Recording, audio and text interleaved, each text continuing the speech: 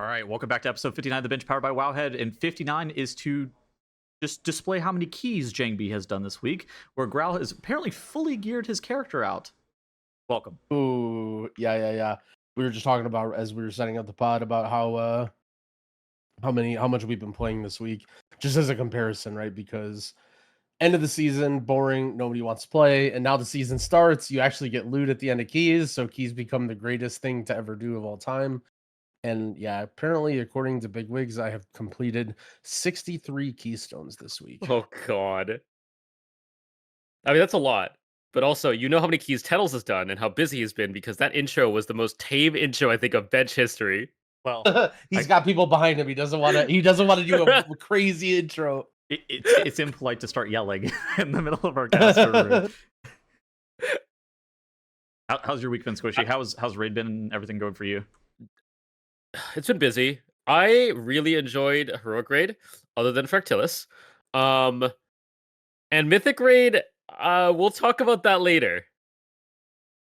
I have some problems with it, I think.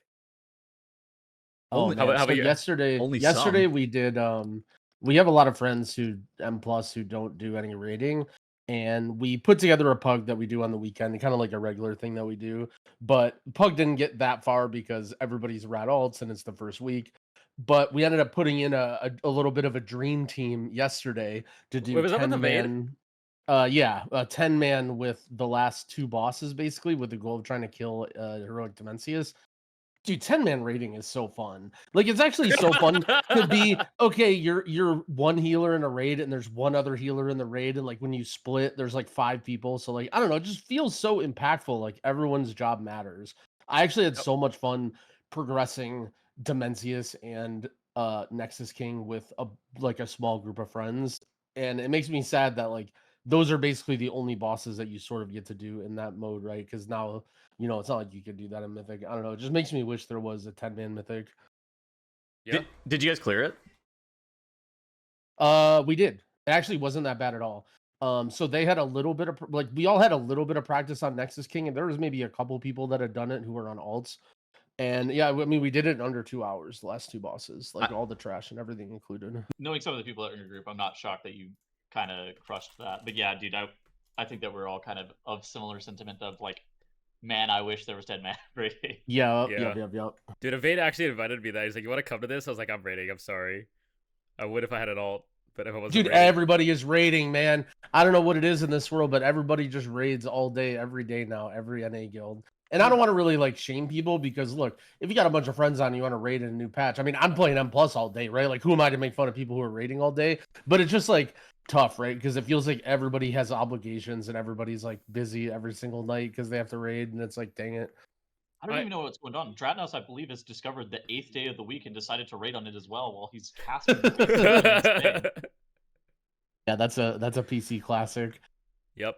The raid itself is actually pretty good in my opinion. Nexus King and Demencius is a pretty big step up, but I think Demencius overall is one of the easier end bosses that we've seen on Heroic. Dude, yeah, we're kind of under an interesting impression. Like Kalamazzi, I think, was saying that he doesn't know how Demencius is even going to be necessarily hard on Mythic. Obviously, there's a polarity mechanic in the last phase, but not a ton changes. And even if they kind of change the pacing of Mythic Demencius, I'm really interested in seeing how it becomes hard. I mean, knowing Blizzard, add more damage, add more health, you have a hard boss. They could just disconnect you during the intermission as well. That seems like an effective strategy. DC cleave is always a Blizzard staple. They could make the dragon riding difficult as well. I hope they don't go that direction. But you know those orbs in the intermission, like that people have been talking about? One of them is actually very difficult to get. The first one of the fight. The bottom of the world. Oh, the first one, the fight at the top of the meteors. Then you go down. You go through 2 rings and you go straight down. That one you refresh your ring at like 0.2 seconds left. And I am 0 for 3 in trying to get that thing. Other people are like 1 for 6. Like that one is actually difficult. All right, I got good news for you. You should put Deldrin or Squirrelness on that, and you'll be fine. We'll see. I've died to the beam once because the beam is there, and then you just time out the other times. Like, man, that's hard. But we're on the Demencius fight now. Like, that fight is fucking sick. Okay, I think visually that fight is actually one of the most stunning encounters ever. Everybody kind of calls it like a Final Fantasy boss, and I think that for obvious reasons, visually it's very cool. It still feels, in terms of like playing, I think it feels like a WoW encounter. I don't think it feels anything super, super different. But Blizzard runs into this issue where dragon riding on boss fights kind of sucks, but they made it feel less awful, I think, on that fight.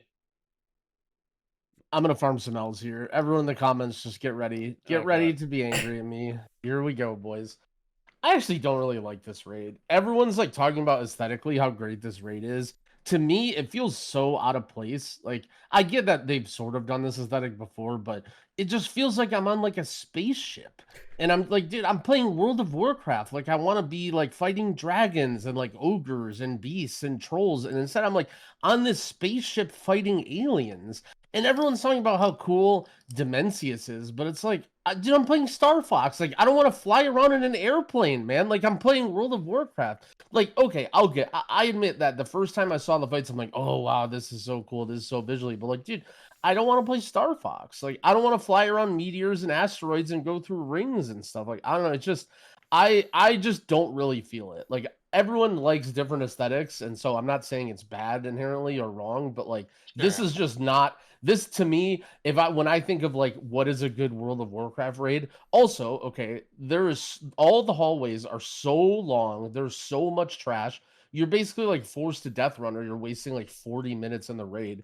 On top of that, what's the deal with these beams that kill you when you're taking the transporter things? Have you guys experienced that where you use your Oh, cape to yes. go in the transporters and you just get a beam? Like, dude, I'm trying to AFK during trash. Like, I'm not trying to sit here and play Frog or like, I don't know. I just want to play World of Warcraft, man. Wait, hold on. Is your experience not the same as the rest of ours, where I just sit there, I wait for my raid leader to go, all right, press your extra action button, and then you go? I suspect that Squishy's telling the rest of his goobers to press their extra action button. Yeah, For what?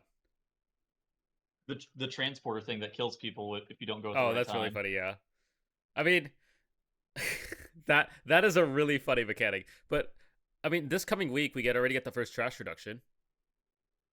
But they're reducing the trash in the raid. It's either easier trash or no trash. I'm not really sure which one they're doing, but Dude, Wait, what is that? What do you demonic. mean? That shit on is the renowned track, you unlock easier trash, which or reduced trash or no trash. I'm not sure which one of them What? they are. Why is that on the renowned? Wait, track? I don't remember. Yeah, I don't remember ever hearing of that. I mean, I like that. I guess. So this was something that we talked about when we were looking at Undermine. I think collectively everybody really liked the raid renown thing. Maybe not for every specific node or reason, but just the fact that like overall making farm easier and making it so you don't have to spend as much time in the raid over the course of the tier is really cool. And I kind of wondered like, what are they going to do going forward, right? Because it feels like there weren't that many different things they could do, but I guess they're trying to do a bunch of more different things in the raid where it's like not the same nodes, right? Like, well, because they had a lot of ones that, you know, like, oh, you get to res, you get, you know, basically like wipe recovery, or you get faster food buffs, or like all those, right? Like I kind of was expecting to see a lot of those return, but I guess I didn't even look at the raid renown track this time. Okay, so like, what's the deal with BOEs this year? Did they drop off lieutenants, or did they Yeah, drop they're off the lieutenants. trash mob? Yep. Okay, I couldn't even tell like where they. I saw that the mythic BOEs were actually tradable again though, and they dropped at random armor types whenever you got them. Yeah. Yeah, so they're BOP again, but you can trade them. But yeah, so the renown next week is 15% movement speed while out of combat, and you get access to a console allowing you to weaken non-boss enemies in the area. So basically this is like, I don't know what this means. The funny thing is, the amount of trash on live is already like halved compared to what it was on the PTR. If you did normal, like there was so much trash on the PTR, it was fucking awful. Dude, it's crazy that you say that because I think there's an egregious amount of trash in this raid. Yes. Yeah. There was a lot more. And it was crazy. But yeah, I don't know. I disagree with Growl. I think this raid is fun. I've been having a lot of fun doing the bosses, just in general. I think that Plexus Sentinel is one of the best first bosses I've ever fought. I think that fight rocks. I think that's cool. I think that's definitely a good introductory boss. I think the last two bosses were okay on Heroic. I mean, I had fun playing them. I think Fractilis is a very weird fight because everyone literally said that, like, okay, first of all, I want to say that boss is very fun to do without weak auras. if you did it on the PTR, just trying to like free ball it or whatever, it was extremely fun. And seeing literally day one of the raid, oh, everybody download Liquid Weak Auras. Okay, stand on green. Okay, go to orange. And that's literally the whole fight. And now I hear people praising the fight because it's easy. And it's like, everyone's like, yeah, this is great. You just hit a target dummy and just follow the weak auras. I'm like, man, this is terrible. Does he I get think praised for the fight Soul, because of that fight? what is it called? Soul Hunters, the Demon Hunter bosses. Yeah. I think it's cool thematically. Like, I think that's one of the coolest fights thematically is like, you know, a bunch of Demon Hunters using Demon Hunter abilities and like how that would be a raid boss. To play it, it does feel like a little bit of mechanic vomit, like stuff all over the place. It was kind of funny on Mythic when Liquid got to it. It was almost like Blizzard realized that it was okay. Like the boss was tuned so much, like the HP was very, very hard, and they kind of realized that like, okay, this is just a mechanic vomit fight. Like you just live it. It shouldn't have this tight of a DPS check, and they literally just like nerf the HP of the boss because it's like there's just no way to do very, very good consistent damage on that fight. This is a little bit before your time. That was very Coven Savara-esque in terms of like the comp stack that was required there. Yeah, like, I mean, it was faster on the PTR. The mechanics are slowed down by like 10%, I think, on live. So like, imagine things going like 8% faster to Growl. Like, it was something. Yep. No, I did it on PTR too. Okay, it was okay. terrible. Yeah. Well, the so- worst part about PTR is it lagged, but I'm gonna hold judgment, assume that doesn't happen. I mean, on live, you have like 20 frames when the fight starts. So like, you win some, you lose some. 30-man rating. I think the biggest thing that I hate about 30-man rating is the freaking lag that goes on. Like, Yep, I know Liquid yep. had the issue on Dimensius when the Void Walkers popped up in the cross formation, they just lagged to crap. I know in Forge Master in the last phase, when all the ads pop up, you just lag to crap. And so it's just like, man, like we should just cap it at 20 or something. I don't know. Well, I don't know. I think I don't really mind allowing, you know, like I like the flex raid sizing, but yeah, it does feel annoying from our perspective where we're like trying to get the most amount of like tier, like basically for people that don't understand the competitive scene, right? The goal is to get as many tier pieces and 4 pieces on everybody as possible, including the big trinkets. So like you want to do these big 30-man raids to get as many loot items as possible, right? But I think for most people that play the game, they don't really care. It's kind of whatever. But yeah, the lag is so annoying in 30-mans. 30-man rating is just impossible lag-wise. I don't really know. Like, I don't think you can cap it at 20 just because of. I mean, you have can't. people on Yeah. You have people on your bench. Like, it's not a thing. But also at the same time, 30-man rating is just awful. Oh yeah. I think the one thing that I do want to say though is definitely the music of this raid is definitely a huge W. The number of people that I've actually seen with music on this raid is a surprise to a long-term WoW player, because the last boss and even Nexus King has pretty good boss music. So if you haven't yet, definitely turn on music for at least the last phase of Dimensius. Okay, that might be the last thing you want to talk about. The next thing that I want to talk about is Forgeweaver tuning. What is that boss? Oh my god. I think there's like 80 guilds that are on that boss right now, and that just like reeks of Brew Twister Ovanax to me. I don't really know. You think it's Brew Twister? It's worse than Styx. Well, no, I think it's Brew Twister in the sense of like it requires an elaborate CC chain and a comp stack that is like pretty aggressive just to be able to deal with these ads that run at 300% movement speed. Like, I wouldn't be shocked if the ads take like a 40% health nerf and a 20% movement speed nerf, and the fight is largely fine, but that fight is insane for most guilds. Like, there's only 3 guilds in the world. We're on Monday. Instant Dollars and Fat Truck, yes, those are the sweatiest, some of the sweatiest people we know, and they can't even kill that boss. Like, this is insane. That's not even it, right? Like, the ad CC chain. First of all, I think people hate ad CC chain fights. I think people hate that. But the ads run at like you said, 300% movement speed. You have the orbs flying across the room at like 500% of the heroic speed, and you have to dodge 3 different directions at once. Then in the intermission, you have the little lines that you have to dodge, except they cast. There's a 1-second cast, meaning you need to like pre-move them, and there's no time to move if you see it. Like the reaction time what is the reaction time of an average human? I don't know. 0.25 or something. Average. 0.25 on average. So that means you have 0.7 seconds to move out of the line on average. If you don't have a weak aura telling you when the line is about to pop up. Like, yeah. In pre-raid interviews, they were like, we want to reduce the amount of twitchiness of gameplay. And then they create that bullshit. Look at Raider over here. there are basically it's a situation where if you kill Plexus Sentinel, you can easily kill Soulbinder, and if you kill Lumathar, you're never killing Forgeweaver. There are more guilds that are on Forgeweaver or Raz than fail to kill Soulbinder, which is insane. Yeah. Yeah, our guild did need, like, we just decided that when we saw the tuning of Forgeweaver, we're just like, we're not even gonna even try. Like, we're just doing People are splits and considering splitting gearing. this raid. Like people are considering splitting the first two bosses. Yep. If the raid was I harder, mean, that's the or yeah, sorry. that's the nature of things. Like that happened in the first raid, right? Near Bar Palace.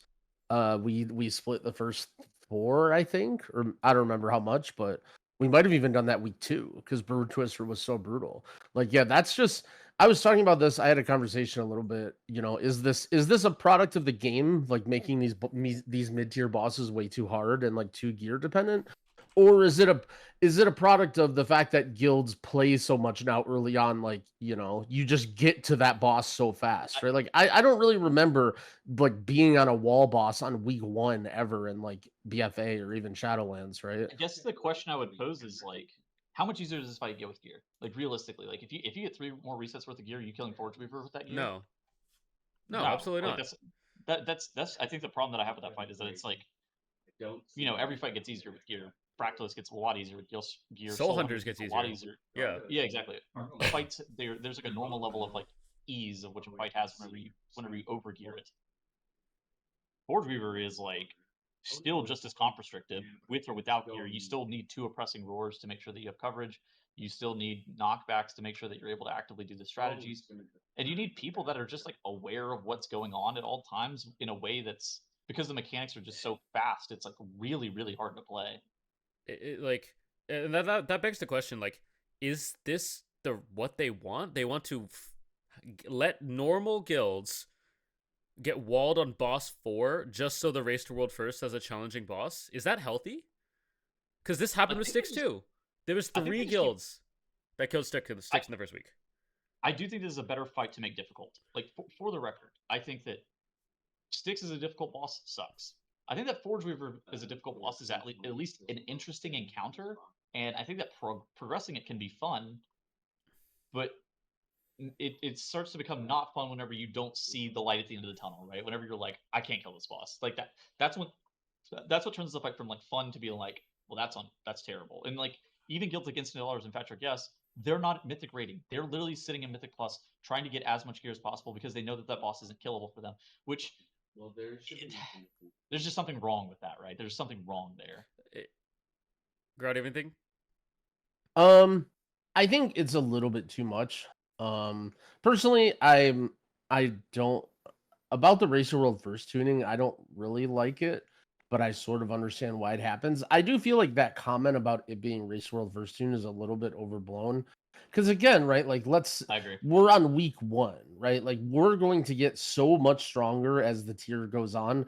And so if they make every single boss killable on week 1, then you know, you're kind of it's just a very tough progression path. Like players, especially WoW players, just play in such a ridiculously optimized way that it's got to be tough for Blizzard to just like try and make a fun difficulty curve of bosses.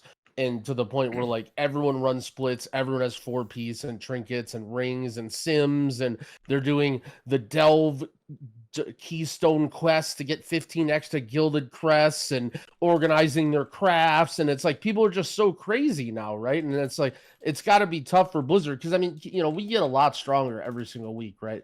Especially with this new Tazavesh hard mode, which we'll talk about later. You get a myth track from your vault, a potential myth track from that. You get 90 extra gilded crests or whatever, right? Like you get a lot stronger every week. You get a half a spark, like, you know, in a month.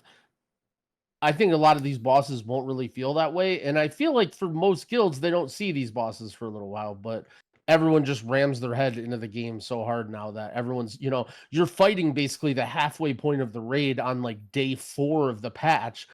It does, you know, I sympathize with them a little bit and saying like, okay, well, maybe if you're here, like you just can't be here right now. Like You know, you play a video game and you walk into a zone that you've never seen before and some mob kicks your ass and you're like, this mob's impossible. It's like, yeah, maybe you're not supposed to be here right now. Like maybe go get strong, go kill some boars and come back. You know, like that is kind of an archetype of an MMO or an RPG. Is it right to lock out 99.9% of the player base for a full week? Because right now we essentially have 2 tiers. We have the race to world first. You and say then everybody 99% of the player base, but there's talking only about some people who are percentage of the player rating. base. Yeah, we're Okay. only talking about people that, I mean, Sure. essentially everybody is going to get walled, right? Like everybody who's playing the game gets walled at some point in the raid. Yeah. Okay. Well, first of all, I don't necessarily want to defend this point too heavily because I don't think this is necessarily just an example of a gear check. Obviously, like Tettles said, it gets easier with gear, but it almost seems 100% certainty that the twitchiness or the CC requirements of this fight are going to get removed. Literally, as this podcast is being recorded, I'm sure they're talking about it and figuring it out. So, you know, I'm not saying this fight specifically is okay, but like, you know, okay, well then let's say you kill this fight. Now there's the next fight and the next fight. And it's like, I mean, eventually, you know, there's some world where every guild is just completing the raid in 5 days or whatever if Blizzard lets them. You But know? what's the problem with that? It's more of a question. Sorry. Okay, hold on. But I think to me, it's more of a question of like, what does a good mid-tier wall look like? Because I think that this has been a complaint for the past couple of tiers is that Blizzard's making these mid-tier wall bosses, and they're just not making them that well, right? Like Styx, not a well-designed mid-tier wall boss, but Sprockenmonger, I think a lot of people thought it would like as a pretty good mid-tier wall. It's just like the reasons that they're hard a lot of the times is very frustrating, and I think that Forgeweaver falls into this problem where it's just the reason that it can be difficult is incredibly frustrating, and it makes it hard to prog. Like a Painsmith Raznal, I think that's probably regarded as one of the best mid-tier walls of all time, and it did get easier with gear, where this is like you could spend hundreds and hundreds and hundreds of pulls, and you're probably still not killing this boss even with multiple weeks worth of gear, because the gear isn't the issue. The comp stack is the issue, and the twitchiness of the movement. Like I mean, Rob the was kinda gear, shouting out, too. is the problem. I- The gear makes it easier because the gear it gives you time to be able to kill the ads fast enough. But you would have to like overkill the fuck out of the ads, and the ads just have a lot of health. Yeah, but that's what I mean. You have to kill the ads in time, and that's a pretty big gear check. And you know, we've had this discussion before. Is Liquid like they are 703 now? Like, what's your guild at? 695. Yeah, so like you're 7% behind, or like 5% behind, 6% behind on an optimal. I think it's less about that, and it's more like the DPS of my guild. No shade to them, but they are also doing let's say 25% worse damage than Liquid Raiders. Okay, so in addition to the gear, you have that, but like that's what I mean. Like, does your guild have a chance at Forgeweaver this week? I'm pretty sure the answer is no. Like, you're adding a gear check. We pulled it once, and we got the fuck out of there because there's no shot. Like, I honestly think doing a gear check as the 4th boss or anything earlier than the mid-tier wall is a problem, because it doesn't lead to good progress. Now, there is a chance that something like a fight like Nexus King, where you don't need to, you know, you can see all the phases because everything is time-based, could be okay, because then you're like, we come back next week. But like as a general rule, like killing like one-shotting 3 bosses and then going to 100 pulls on boss 4, like what happened to the smooth difficulty curve that Blizzard's constantly preaching? I mean, you guys did one-shot all 3 the first 3 bosses, right? Like We did 2, I but Luthor will probably be like 20. So we spent 10 pulls on Plexus, we spent 4 pulls on Soulbinder, and then we spent like, I don't know, 15 or 20 pulls on Luthor. I actually do think the curve is relatively decent for the first 3 for normal For guilds. 3, I agree. Then you have Forgeweaver. I mean, Yeah, I mean it's a little overtuned. It's a little overtuned. Like I think nobody's disagreeing with that. I also think that the propagation of information and weak auras and that sort of thing, like, has in the past, has it been day 1 of the patch Liquid weak auras is available and you can download the whole thing and you have all of them? For a while, it was only after the raid was over. Yeah. I'm pretty sure. Yeah, this is because I remember like when Liquid killed it and us getting the weak auras when we were doing their bar. So I'm pretty sure this is the first tier where, and again, I mean there was what was it, Northern Sky, and there was other packages, right? I'm not saying no one ever had weak auras, but you know, obviously Liquid are on and Echo and all these guilds are on another level in terms of their design and their research of the fight and their knowledge and whatever. And yeah, I just think it's a very complicated like mix of issues. Like I don't really think you can point to any one thing. Like I think the way the community plays, the way the weak ores, like the direction that weak ores have gotten, like I don't know, you go into like everyone's level of prep, like everyone's I don't know. Also gearing can be yeah, I'm not sure. Yeah, I'm not really sure. I don't know if I have a great solution for it. I actually don't. They'll focus on that. I don't think Forgeweaver is that far off. Now, like, I don't know if I would change a lot mechanically about Forgeweaver. I think the biggest problem that I have with that fight is just the ads and the texture that the ads give to a boss like that. That to me, I think, is the biggest problem with the tuning of that fight. Whereas Styx Bunk Junker, the issue that I have with that fight is the territorial bombshells are just a really bad mechanic. Like, just the worst design mechanic I've seen in a while. I'm just questioning why they're doing 2 raids in a row where every guild but 3 is walled on after the 3rd boss. Like, and 99.9% of Mythic raid guilds was underselling, by the way, the number of total raid guilds in a tier in Undermine. 3 guilds out of the 2,400 that killed Mythic Gallywix, let alone the people that did a number of other pulls. I don't see why they are making this, like, the 4th boss so goddamn hard.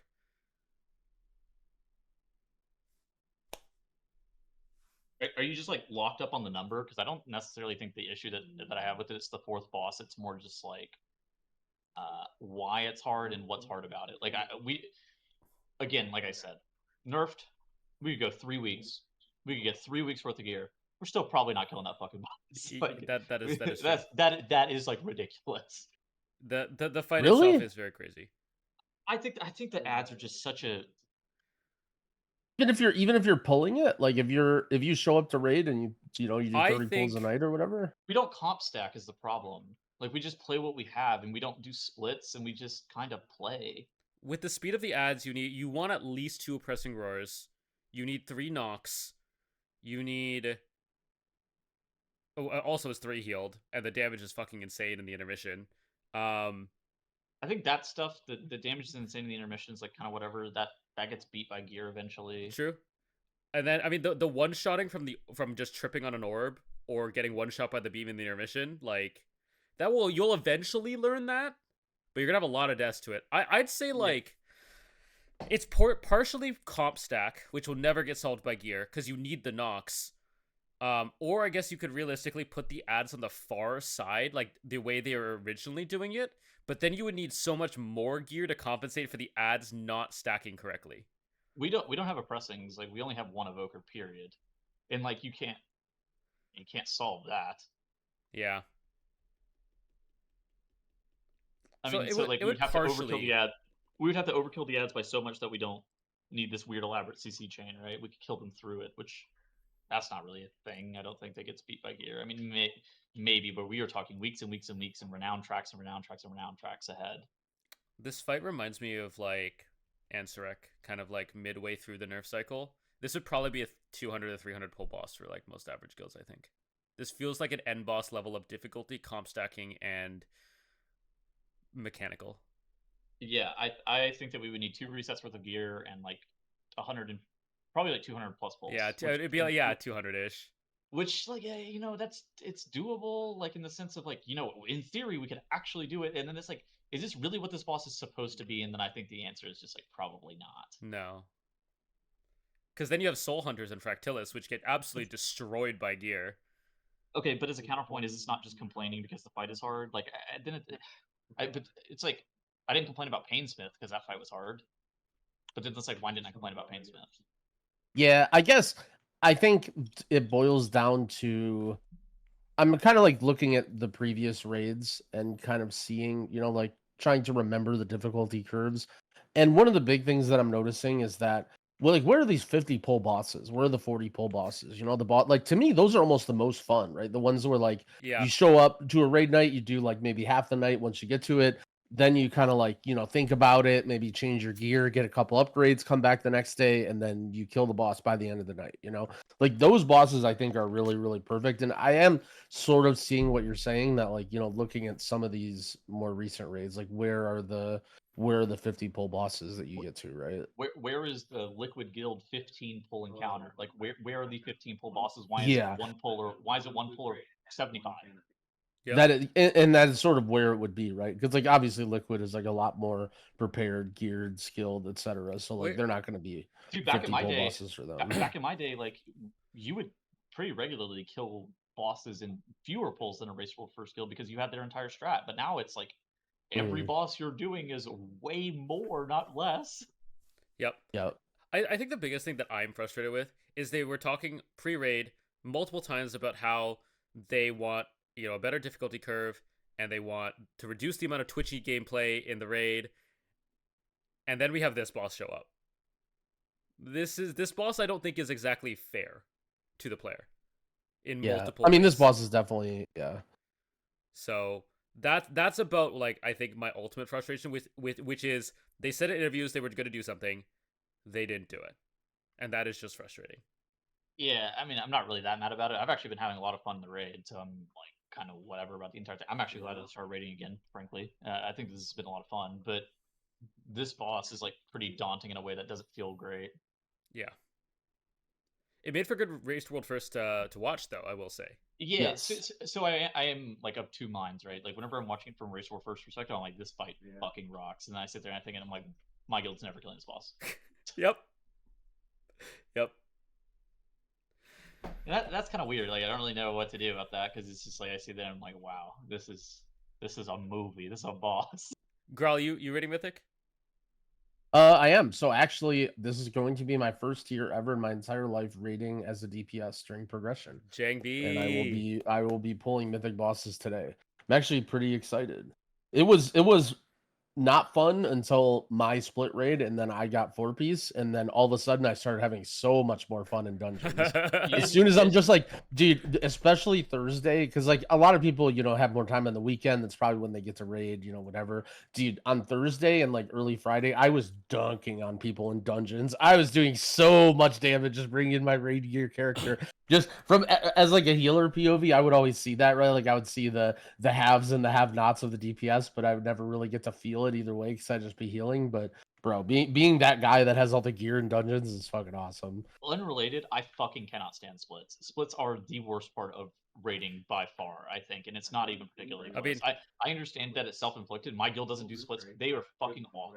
I know you say it's self-inflicted, and yes, I agree. It's definitely not helped along by having a 4th boss wall.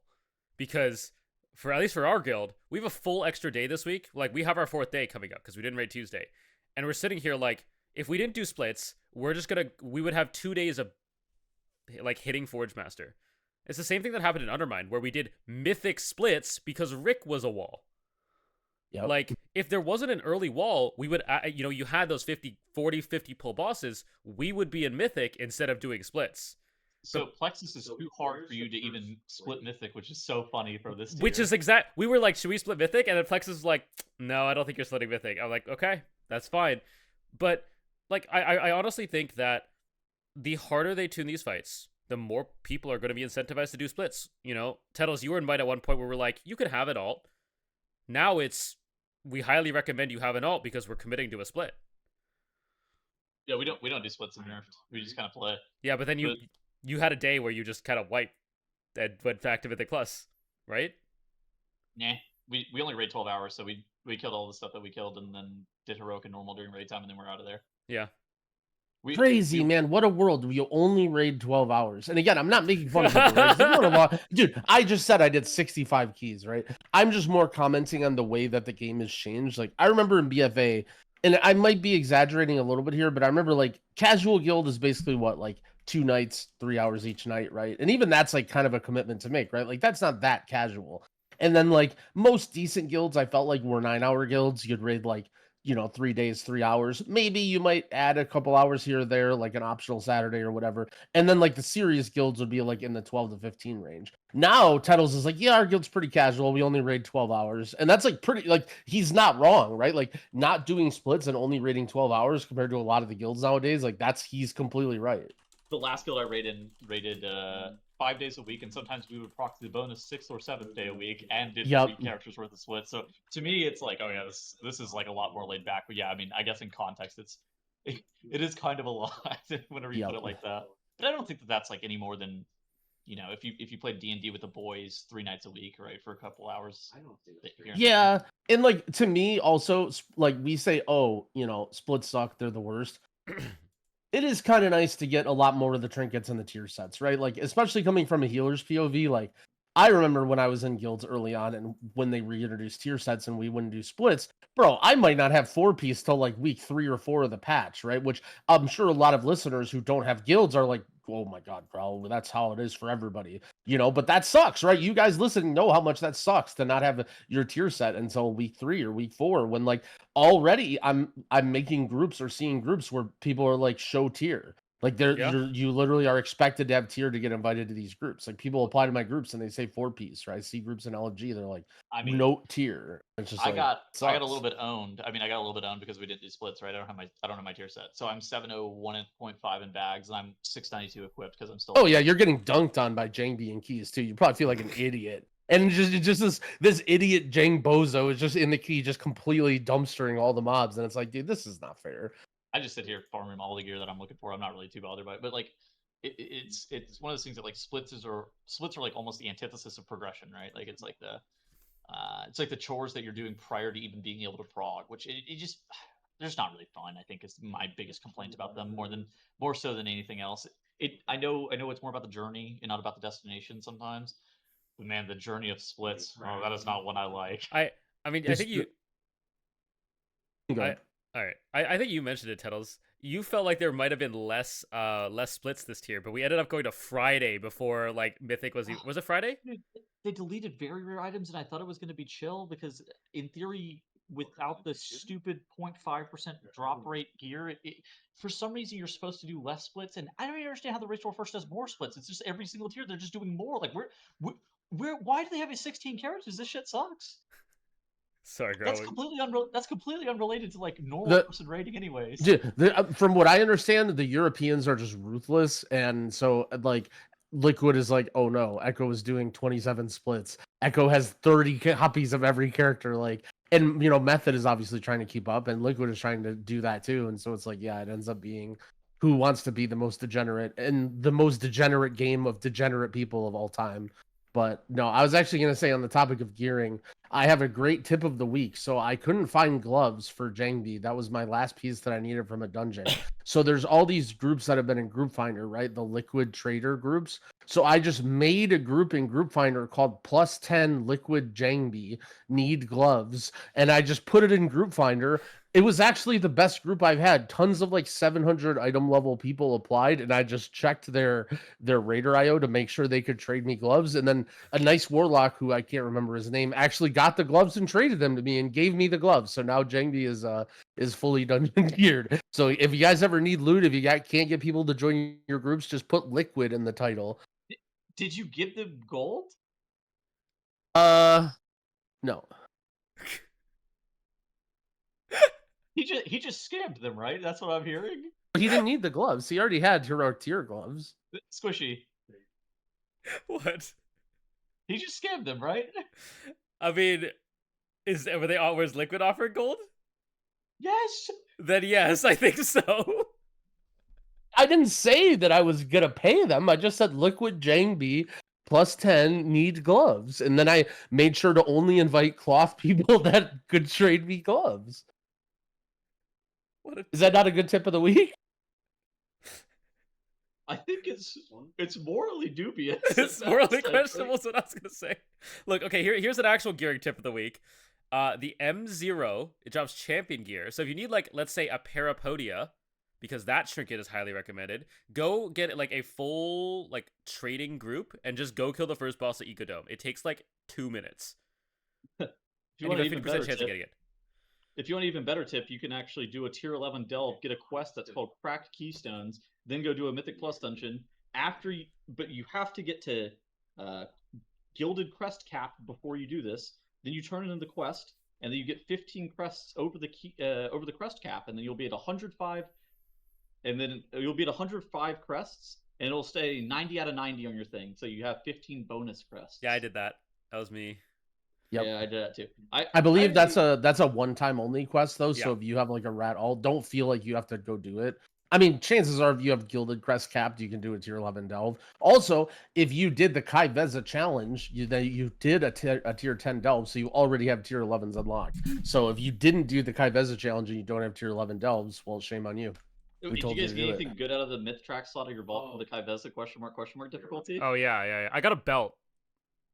I took Dude. sockets. I took sockets this week. Yeah. I actually thought about it, but I wanted tier. I wanted tier so bad, and I'm just like, well, that way, if I at least I'll even if we get the extra tier and go with someone else in our guild. Dude, I will say that going back to raiding and then having to gear with raid in mind is such a weird process because last season, whenever I wasn't raiding, I would just do whatever the hell I wanted with my crests, and Yeah. it wouldn't really matter. There's no recourse.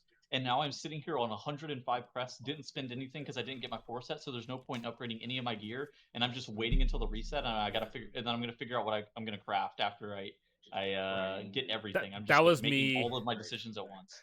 That was me this morning. I took my gear and I was like, time to figure out what I'm gonna do to upgrade, and I did. So that was Yeah, cool. well, the nice thing is for most any class that uses a two-hander, you really, really want to have a good weapon, right? So you end up wanting you like really incentivized to craft a two-hander. And then at the same time, you can't craft that till next week. So you kind of have like the obvious, okay, do a week, don't craft anything, then wait to see what's in your vault, and then you might get a weapon in vault, and then make a two-hander if you don't get anything. Yeah. I'm pretty sure this was a mistake by my guild because I haven't really been in that much on procs. My gear fucking sucks. But I got given the two-handed heroic cantrip weapon, so now I don't even know what I'm doing. So I gotta figure. Ooh. I gotta do a lot of sims. I gotta figure this out later. Yeah, that is complicated. Yeah, I just passed on stuff like that, so I didn't have to think. Fair. Okay, I have a question. What the fuck happened to the abandoned Mythic Plus lever system? That is a good question that I don't know the answer to, but it seems as if it was not implemented in the game. Yeah, so I was doing a keystone this week and it was doomed, and I was thinking about throwing up an abandoned boat because I remembered that was a thing. And then I remembered I've definitely just walked out of a bunch of keys this week with my friends, and we didn't run into any of the abandoned things at all. And I'm like, is this still in the game? And then just to experiment, I didn't say anything, right? And our group ended up being like, oh, we depleted the 11, let's go 10. And yeah, the whole group, complete pugs, all people in LG, walked out of the dungeon, reset, walked back in, and yeah, it's completely gone. They talked about this lever system. One of the big things that I wondered is, in my opinion, you need to have a little bit of a history to the system, right? Like, let's say you've done 2 dungeons, and then on your 3rd dungeon, you DC. I mean, technically you have like a 66% stay, which is terrible, and you should not be you should definitely be a lever if you're leaving a third of your keys. But like, is there maybe a threshold where like it only kicks in after a week or 2 of the season? Maybe maybe that's some copium, since they haven't said anything about it. To me, the system felt very, very clunky. I think that levers, especially in gearing keys at the beginning of the season, are fucking terrible, and I'm all for punishing those idiots. But the system just didn't feel right to me. And I feel like maybe they realized that with how comical it was when everyone was playing PTR, and it's like within a week everybody was marked as a lever, and we would always laugh and people would throw up abandoned votes. And like, I get that this might be a higher end problem only, but I think we would still see some nonsense in lower keys as well. I think either A, they're waiting some time before it kicks in, or B, they said, let's go back to the drawing board and try and refine this a little bit more. The way to soft introduce the players to it is every single time you have a death, it should pop up like a menu on the right side of your screen and be like, somebody has died in your dungeon. You could throw up an abandoned vote to leave the key if everybody votes yes. Is that Clippy? Like, is that what we're talking? Is that something like that? I've noticed that somebody has died. It's like Brandon. No, it's like Brandon. Whenever you die in the Dell, but he's just like, you have to get stronger. So the funny thing is, it's still in the patch notes. So when the patch notes came out, like the Thursday before things came out, it's still in the patch notes. So I think I'm fine with it not being in the game. Like, I guess it's like, do I have a problem with this? No, not really. It's really weird in gearing keys though to be like throwing up abandoned votes. I think it tells you how much people wanted this system when most of the player base didn't notice it didn't exist for a good like 3 to 4 days. I noticed it immediately, but also I was like trying to throw up an abandoned vote whenever I was like, this is cooked. And I'm like, wait a second, I can't abandon the key. Yeah. I don't know. It's It- definitely very Yeah, weird. like a 200% amp. It was strange that Proud didn't of get it. implemented. I didn't really know what to think about that. Okay, side note, do you guys see the statistic that this is the most dungeons ran the week 1 of a season ever?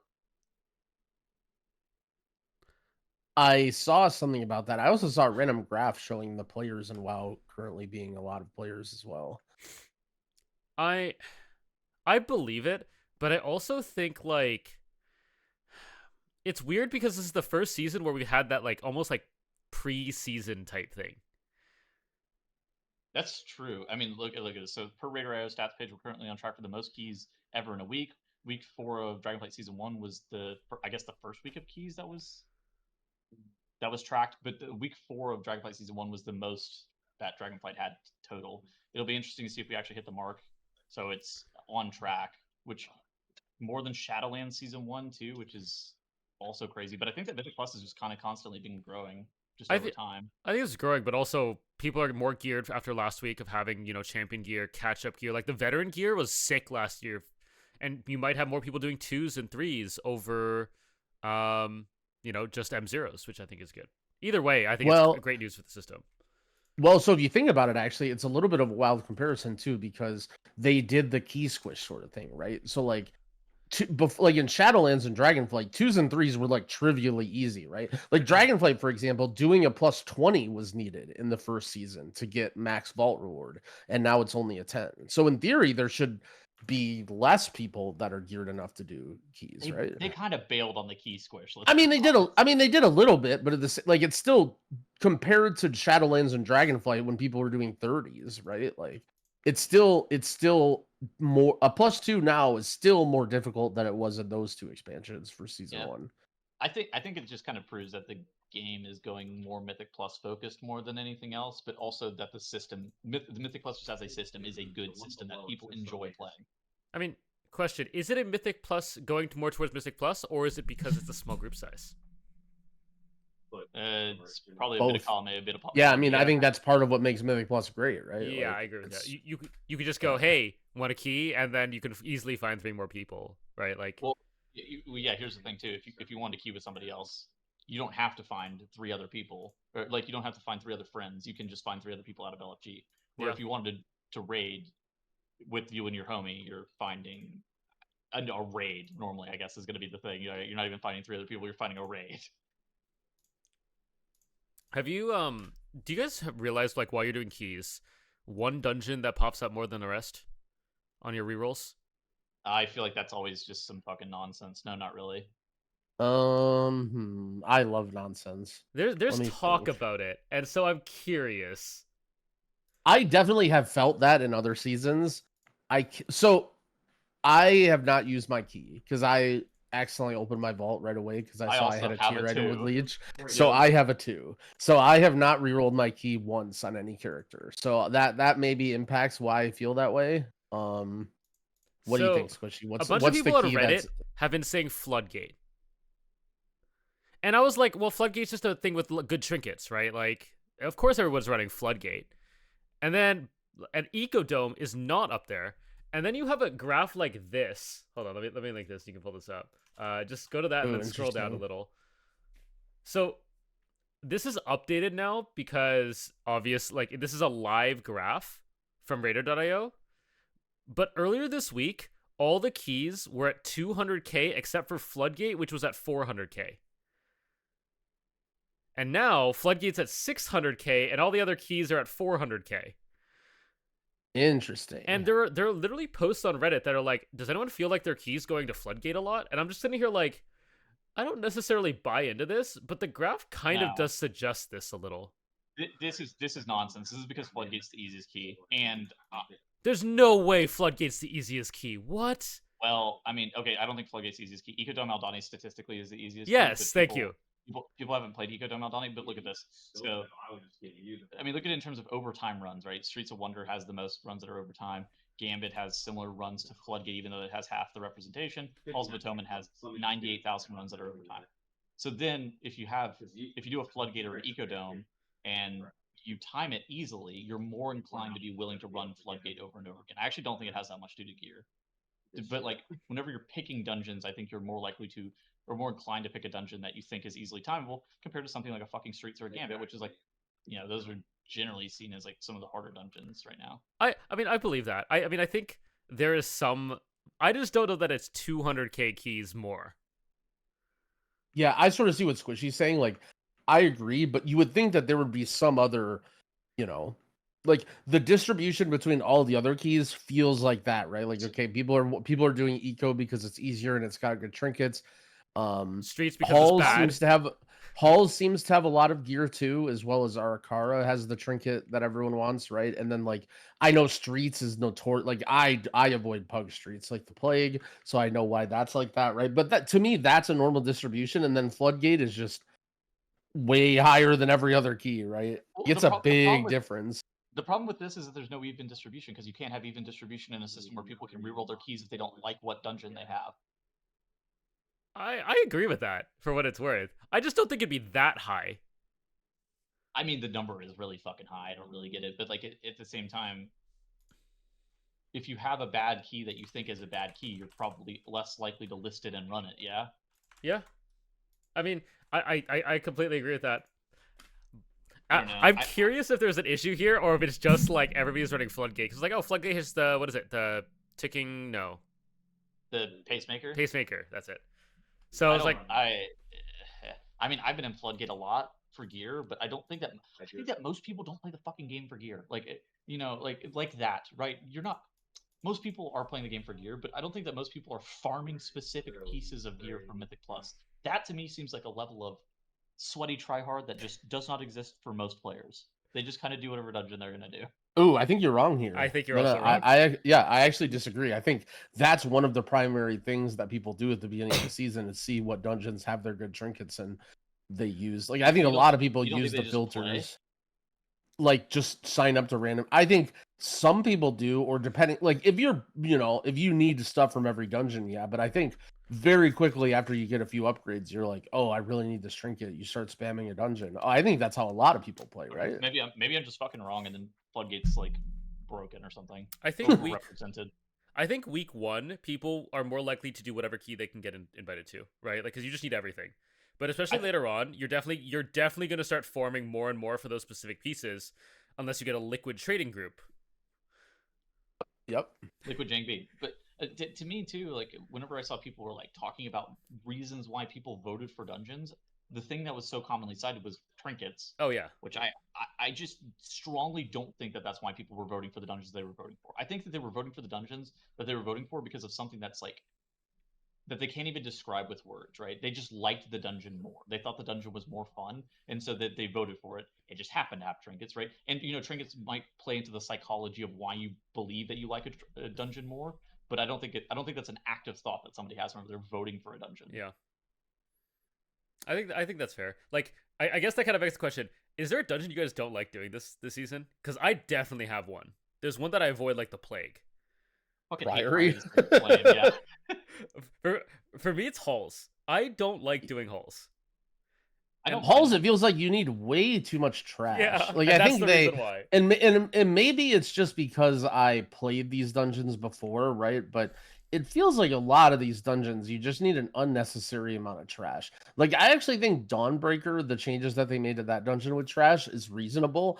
I remember thinking Dawnbreaker felt really weird doing it because you have this giant city full of trash and you basically just fly to mini-boss and then do like 2 pulls outside the church. And Dawnbreaker feels normal-ish now where it's like, okay, you're doing a few more trash pulls in between the mini-bosses. But I mean, halls, it feels like you're just clearing out everything. I think the big thing that I think people need to realize about halls or that will change is that you need to pull those stupid gargoyles. Like, you need to pull Stoneborn. Like, you need to do tons of Stoneborn pulls. Like, you need to do the pull in the courtyard by Halkias with the Stoneborn. I think you need to pull the Stoneborn on the way to the shard to the right when you go in. Like, that needs to be a Stoneborn pull. I think you pull a Stoneborn in, maybe even with the pull before the 3rd boss. Like, I think you need to pull, like, 5 of those gargoyles or something in the dungeon. It is so funny that you say Halls and Growl and I are both like, I fucking hate Priory the Sacred Play, because I know that Growl and I hate Priory for the exact same reason. You finish the dungeon, and you're just exhausted because you had to kick the entire time. But, like, I understand why you're the Halls trash situation, I think, is pretty egregious. I do understand what you're saying with that, for sure. Yeah, it feels like we're just doing trash the entire time, and, like, it's not like just mindless AoE fodder either. It's like you said with Priory, there's like some kicks, some stops, like I mean, yeah. the shard pulls have like 3 casters next Yeah. to them, right?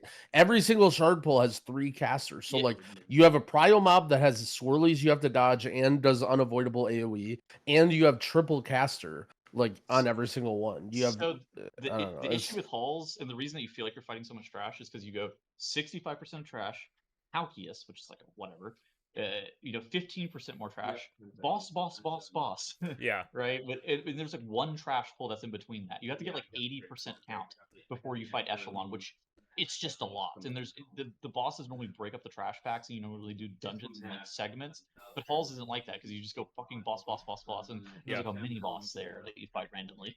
The other thing is just like this season in general for me, I feel like I've died to bolters so much. Like, I don't know about you, but I love getting hit for 6 million damage by a single hyperlight volt. Like, Do you remember whenever we were ranking the type of mobs that we see in Mythic Plus dungeons that I called the X Bolter a Z tier mob, and you're like, really? You hate them more than any other mob? And I was like, yes, I absolutely despise them. Yes, this is why, man. These suck. I didn't expect them to hit for 6 million in a fucking 10 man. Welcome.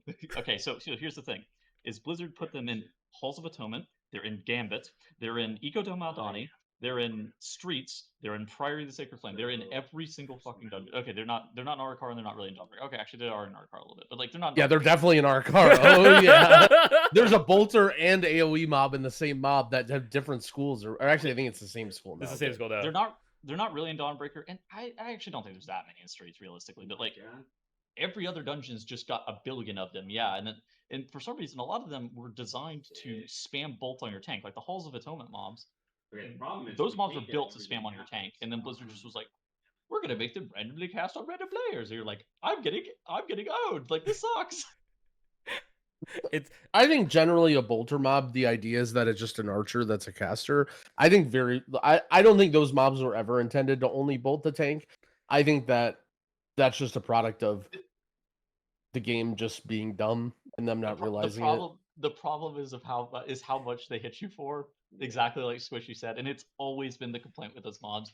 For some reason, archers are only allowed to hit you for like 25% of your HP, and the guy that's casting X Bolt is allowed to hit you for 75, and you're like, this mob is the devil. Yeah, you see, the problem is those mobs now affect me doing 10s, so now I'm complaining too. Before you were in your word of 18s, and that's when they were killing you. Now they affect me. You're just like the fucking commenters at Sin. Don't worry, in a few weeks we'll have a gear, and then it'll only be half your health, and then we'll be fine. Yeah, exactly. What were you gonna say? Sorry. I was gonna say it's funny because we did like Tazavesh, the Hardmode Tazavesh, and we were pulling one mob at a time, and we're like, these packs are chill. We can kick every bolt. There's only one bolter, and it's like, I think this is how Blizzard plays. This is how they think bolters are normal. That's what we were joked about this in our guild too. I was like, we're playing the dungeon. Is Ian Hazakosis intended? We were pulling one pack at a time. All right, tell us about your Tazavesh story, Squishy. How is your Tazavesh going? Oh god. So we failed multiple times. So I didn't do PTR testing. None of my guild did PTR testing, and so we had a silly death on mailroom trash. That's where we lost it. We wiped on mailroom because somebody threw a bomb and it hit the ground for some reason. Because we were trying the catch your own parcel strategy. That was stupid. We fixed that. We wiped on Sozami because we didn't know she teleports after every kick on hard mode. Oh, you tried to milk it? That's so funny. No. We didn't know that. So we had our like teleporter set up where it was like a zigzag, right? And she started at the end of the zigzag, so we all went to the far end of the zigzag, kicked, and she teleported the far end of the zigzag. Yep. So we just couldn't make it. So we didn't know that, so we wiped there. And then we just had I had laser death on the beam boss because I didn't know you needed a pre-move. Because that beam is bullshit. The dragon went fine. And yeah, so that was it. Like probably a total of 12 deaths or something. How about your guys? Yeah, my healer got meleeed on Mize's Oasis. I was cracking the fucking whip on my group. I'm gonna be honest. I did the dungeon on the PTR. We only had one death. Our healer got meleeed to death by the trash that runs in from the the hard mode trash on my the band? The band, yeah. Those mobs, they walked up and clocked my healer. In theory, I probably should have been more diligent about telling him to stand on top of the tank. I was like making sure that I wasn't getting melee, but I don't think it's like super intuitive to know that you need to like be on top of the tank. I probably could have explained it a little bit better. I was cracking the whip on my group though a little bit. Like we were, I think it's really like we set up our groups to where somebody knows what's going on in each and every single group. Like somebody at least is aware of what's happening. We've had multiple groups actually be successful too. Yeah, that's awesome. Yeah, so I was a little bit sad, a little bit bummed, but like not overly upset about it all. Like kind of whatever. Yeah. I was expecting like all of our raid groups to fail it, but it seems like it's not too bad. Like I think that it helped I will say it helped other raid groups watching our group go first too. I think Oh, because they saw what the mechanics were. Like the entire guild got in Discord with us and watched us basically like Discord stream it too, and I think that helped a lot of people just kind of see what was going on. I basically during the PTR too, we did something similar to where you would CC the ads on Hooktail, and I started looking at it a little bit more, and I was like, we are going to kill these ads. Oh, I was yeah. like, I am not. I didn't spawn camp them like you typed in our group chat. We just like whenever they came in, I Ursul's vortex them and we just like shit on them like. And I think that I had 2 other DPS that weren't super geared, so we were actually battling bosses for a really long time. But that'll change, I think, next week. I think next week we'll absolutely crush Hardmode Tazavesh. I don't think it's actually that hard. I think it's one of those things that you need to see it once as an entire group, and then it becomes much easier. Growl? I had fun. I thought it was so much fun. That's what I will say. That's what. So I streamed mine. I was a little bit nervous at first because I didn't really organize anything, and a lot of the people I knew who I played PTR with had other groups who were playing with people. But randomly, it so happened that I was fortunate enough to have 2 of the biggest PTR sweat lords do it with me. They were on alts, so they were like 685 or whatever, but I had Dorky tanking and I had Healer Greg healing on one of his alts. So they both were very, very knowledgeable, and then the rest of us hadn't done it. And I played Fire Mage because I was scared of doing something stupid, so I literally wanted to have Cauterize. I'm like, I'm going to take a DPS loss and play a spec I'm not as familiar with, just to have caught. And I actually was pretty happy with how I played. Like, I was worried I was going to do tank damage, but I think I did fine. Because, I mean, fire still does good boss damage or whatever. And then we also played an AUG because of cheat death as well. So we had double cheat death, and then our third was a Shadow Priest. And there wasn't too many close calls. I mean, this is a dungeon that I did a little bit on PTR. I didn't do the hard mode at all at PTR, but I did the dungeon, obviously. And then I've done the hard mode like when it was there in Shadowlands, even though it got changed a lot. Everything was pretty smooth. I don't remember having too many problems. We had Hooktail got a little scary. I think Hooktail always gets hectic towards the end for like every group once you start running out of room. But yeah, we managed to kill everything, and I got some ring that was like a very small upgrade, and it barely even makes a difference. But it feels good that we did it. Yeah. Yeah. So now in hindsight, like thinking back about the whole system, man, it's cool. Like I still stand by the fact that it was really, really cool. It created tons of good stories. Literally myself, and I know this is only a streamer thing, but also it's a viewer thing too, right? Every single person. Oh wow, this is a really funny clip. I'll talk about this one too because I was in this group. So every single streamer, when they were doing Hardmode Tazavesh, their viewers would climb towards the end. People loved watching that shit. I'm sure it was like I've enjoyed really watching a lot of the other streamers do it, similar to watching everybody do Kai Beza. And I feel like this is back-to-back huge dubs in terms of making cool content that is not only fun but is also an exciting viewer event. Oh man, you got some clips here. I was here for all of these. So this clip, this is JB doing it. This is a full guild group of ours. This was a 5-man guild group in our this was Drogo and 3 of our guildies, and then JB, who's also a guildie now too, is raiding with us. And yeah, there was a package in the poop in the mail room that no one was grabbing, and JB was kind of looking at it, and eventually he decides to go for it, and it actually ticks him so hard, and he dies just dipping into the puddle to grab the package in the mail room. And yeah, don't yell, get better.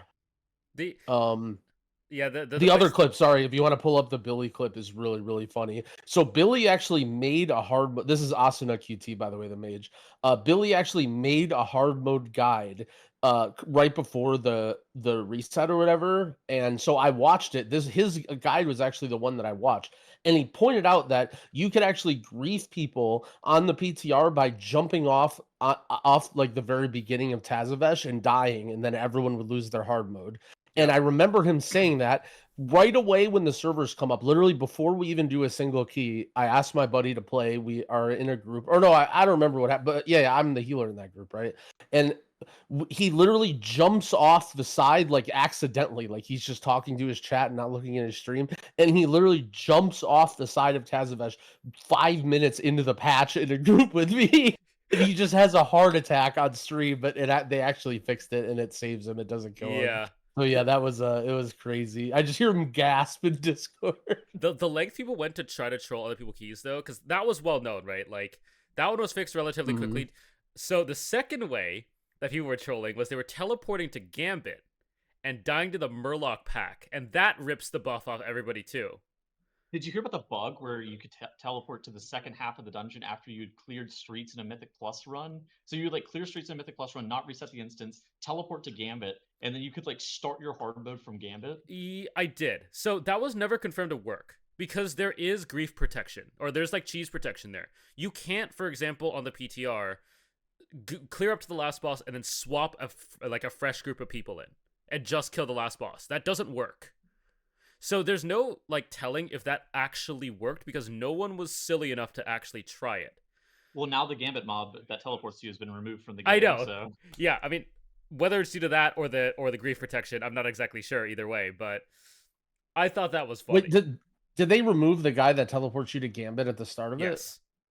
That's actually so good because it was so annoying when people would do that. Like you're doing a Gambit key, so you walk into streets and then some guy teleports to Gambit for no reason, and you just think he's not in the dungeon, so you're just waiting there, and he's waiting in Gambit. Like that was actually so annoying. It always happened in Pugs. All right, Squishy, I want your opinion on this. So, do you think the attempts thing was blown out of proportion? I think that you were somebody who said that you got nervous over this kind of limited attempts thing. I know that Growl and I both were pretty positive on it because we thought that it added stakes. We thought it would create for pretty fun progression-based gameplay.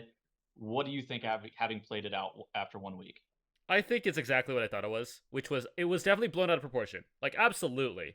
But for me, I know who I am and my likes and dislikes. I enjoyed it, but I was definitely nervous, right? Like the entire time. Like I was very anxious about it. Which is exactly what I expected it to be. Which is like I'm glad this content exists. I think the player base absolutely blew this out of proportion though. This feels like the Mythic rating equivalent of like doing Mythic Plus. That's kind of how I view this. Yeah, I'd prefer it to not be deathless still if they can find another way to challenge players. But for now, like this is definitely still fine. I have no issue with that. Just to kind of like if I have two places where I see people die often, one is the mail room, because one you go for a package in Goop and die, or I guess the second way is the you pick up a package and it bugs out and you can't throw it. That one sucks. So there's ways of preventing that. I would say like if you actually have this happen where you can't throw the package, you can actually DR through all of that. Like press every defensive in the game.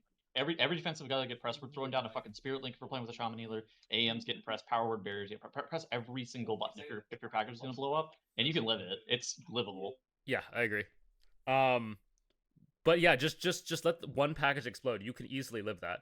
But also keep your center area clear. Like people don't keep their area clear, then they just have poop everywhere, and that just yeah. So what I told my group is like, if there's any package in the poop, our tank is grabbing it. We are not grabbing it. And then I was like, try to keep the middle area clear. I don't care if you miss a soak on the outside; it doesn't matter. Yeah. Don't try to soak them anytime. So those are basically the attempts. I think that Hillbrand is like deceptively difficult because needing a kick rotation on that ad is not something that people are historically good at. You can bring a prop paladin and then it's free. Yeah. So tip for Hillbrand, what we did actually, so there's a third, the way it works, right, is there's a third ad. Like there's the two normal ads that channel on the boss, the defense thing, and then there's a third ad that spams like a spell that does a lot of damage. So the mobs that channel on the boss, the defense thing, also cast and also are normally mobs that you disrupt. When we played, we did not even touch those. So we just let them, we let them channel on the boss. You can't play that fight like you do normally. You just hit the boss, and then when they're channeling on the boss, all right, time to kill the ads. You just switch off, you kill the caster ad, and you chain kick it, and then like you lose a ton of damage, but at the same time, it's it's not that high of a key. So yeah, I think the other boss that I think has been giving people a lot of trouble, like I watched a group struggle on it for like 30 minutes, is the dragon, the ads. I think kill the ads. Yeah, I think the people were baited into thinking they needed to CC the ads the entire time. For the way the ads work is they only hit for 2 to 2.5 million per auto. That never increases. The problem is over time they gain stacks of an attack speed buff. So if you spawn camp them, like we just after the first set of ads, we just run the boss to the beach and just face tank our ads in melee, and they all just die to cleave. They only have 40 million health. And their attack speed buff hasn't stacked yet, so it's perfectly fine. I know you said you're doing it at range, but like we found that strat to be super consistent. We did it with a group of full alts in like last year's gear, and it was super chill. Yeah, it's important that you maximize your very beginning of the fight. So like you can easily kill them with the first couple breaths, like at the very beginning, and you have lust and everything, so you want to do a lot of damage. But then as soon as your like lust and CDs wear off, then you want to be in like full ad kill mode, I think. Yeah. But yeah, I mean, again, a big point about this, and the thing that I liked about this the most is when you get the myth piece, it feels good. And like there's one person who will not be named who got a mythic staff with leech on it, and he's just doing giga damage, so some people got some crazy loot. But the thing is you don't necessarily have the crest to upgrade that, right? Like you're going to get a vault next week. You're going to get a crafted item, right? Like you don't necessarily have crest to just like I can't upgrade this myth ring that I got. Like I it's a waste of crest. So like it's essentially a 6 item level upgrade on 1 item. It is not a big deal at all if you missed out on this, which I think was like perfect. Like it is just like us WoW players are fiends, right? Like a 6 item level upgrade on 1 item feels like the end of the world, but in reality it's not. Like we won't lose sleep over this. What have you guys felt about gearing this season so far? Oh, dude, it feels like there's so much crap in dungeons because there's just so many of these slots, right, where you basically have your tier pieces, and because it's week 1, you need like you don't know exactly which tier you're going to get. You could have any tier pieces. You have your 2 crafted pieces, so you can't have those. You have your delve belt, which doesn't really get replaced, some characters ever, some like myth track belt. You have your cape that you can't replace. So you're basically farming dungeons for like trinkets and random off pieces, which is, I don't know. It's okay. Like, or jewelry, I guess, because rings too and neck, right? So basically jewelry, trinkets, and then bracers or whatever. Yeah. And yeah, I don't know. I don't want to say the gearing's bad. Like it's still the same old shit, right? Like you just spam dungeons to try and get the loot that you need, but it feels like your hit rate is a lot lower when you complete a dungeon. And also they remove the like every key above 10 you get extra loot. It's like 15 where that happens, right? Or maybe that even doesn't happen anymore. I don't think it doesn't happen anymore. Yeah, so that used to be a thing too, where like you'd have a little incentive to like push up keys a little bit on the first week because you get a little extra loot, but now there's like nothing. Like you get 2 pieces of loot, and 5 out of the 7 loot pieces on the loot table are just not even upgrades for you, because they're just random pieces. Yeah, I think putting best in slot boots that of exactly one type was a problem, but that's like okay because like until you get them from raid, you can still like Mythic Plus boots are still gonna be updated, like an upgrade in the short term. Mm-hmm. The problem is the fucking belt, man, the mole belt. Yeah. Yep. That thing is so good, and for some reason they didn't nerf it coming to the tier, and it's just best in slot for half the classes, so belts are just useless this season. Like, what do you mean for some reason? This is the same formula that they've had for a while. We had the Onyx Amulet, the Cersei Circlet, and now the Mole Belt. They continue to reuse this formula for a few tiers now. They nerfed Cersei's going into season 2, though. Was it enough? Probably not. It was still for me for the entire patch. Okay, like, for you. Yeah, I thought it was still the same. That was the exception. But I thought it was... I thought it was the same, right? Like it's basically the equivalent or slightly better of a heroic item, and it only gets replaced when you get Myth Track. Like that's what I thought Cersei's was for most classes. That is what Cersei's was for most classes. Yeah. Yeah. And that's the belt now too. Yeah, I don't know. I think well, the problem is the cape too, right? Like I have no problem with okay, here's like the flavor item of the patch, right? But we already have the cape. Like the cape is already there. That's already a slot gone, and the belt's there. But there's still belts that are dropping from every single dungeon, and so it's like, I mean, I understand why they're there, but the Delve belt definitely put a wrench into things. Was that like watching Liquid kill Mythic Forgeweaver and get 2 belts and just sigh at their loot, like they were upset about it. You could tell. And then Echo kills it and gets like a Forgeweaver's or a Forge and then something else. I don't remember what it was. I don't know, man. It just feels bad, I think, to see belts in the table. That is certainly the issue, is that like it feels terrible to get a belt. Boots are completely worthless too. There's just so many landmine slots right now. Is this what they meant when they were talking about Dinars, where it's like we can't let people get too geared or something? Like we can't let. This is why they prevented people from getting Mythic Dinars. Remember that blue post? Yeah, good thing they didn't. Good thing they didn't have Dinars, because. Oh yeah, on top of that too, my Mugsy jug or whatever is just insane. So until I get like, which again we talked about. Oh, there's no very rare items in the raid, but there's that stupid antenna that's just good for every single class in the game, and every single class wants it. Like, yeah, it's not very rare, but. Can you imagine the Catalyst didn't exist? Yeah. How many fucking like random chests and helmets that you would get that are just like completely worthless for you? Yeah. And don't forget that 3 of the 4 BOEs, or three of the 4 off-piece BOEs are belts this tier from the raid. What? Yeah, so leather OP. Yeah, the leather BOE is not belt, and the other 3 are belts. So those BOEs are just dead. You noticed something I didn't clock whenever we were talking about the BOEs a couple weeks ago? I didn't realize that it could roll double stats. Yeah. Like I didn't realize it really could be double crit, double versatility, double mastery, these rings. This is broken. I'm pretty sure it rolls based on the old it rolls off the Celtic system. Yeah, you're right. Like, but I didn't realize that it was like, oh yeah, double stats are a thing. Oh, that's what I didn't know that. Yeah. There's some rigs that are like, oh yeah, it's mastery only. Okay, well, that's news to me too. All right, what else happened this week? Oh, class tuning. Oh my god, I gotta find the class. Oh god. Did you guys see the Ret Paladin people hold their Discord hostage? I gotta find that as well. I gotta find a screenshot of this as well. All right. Well, while he's finding that, I'll farm some elves too again, because it's been at least an hour since I farmed elves. An era of gaming that I really hated became when I blame the popularization of Reddit, or like really, really popular communities where there was like tons and tons of people.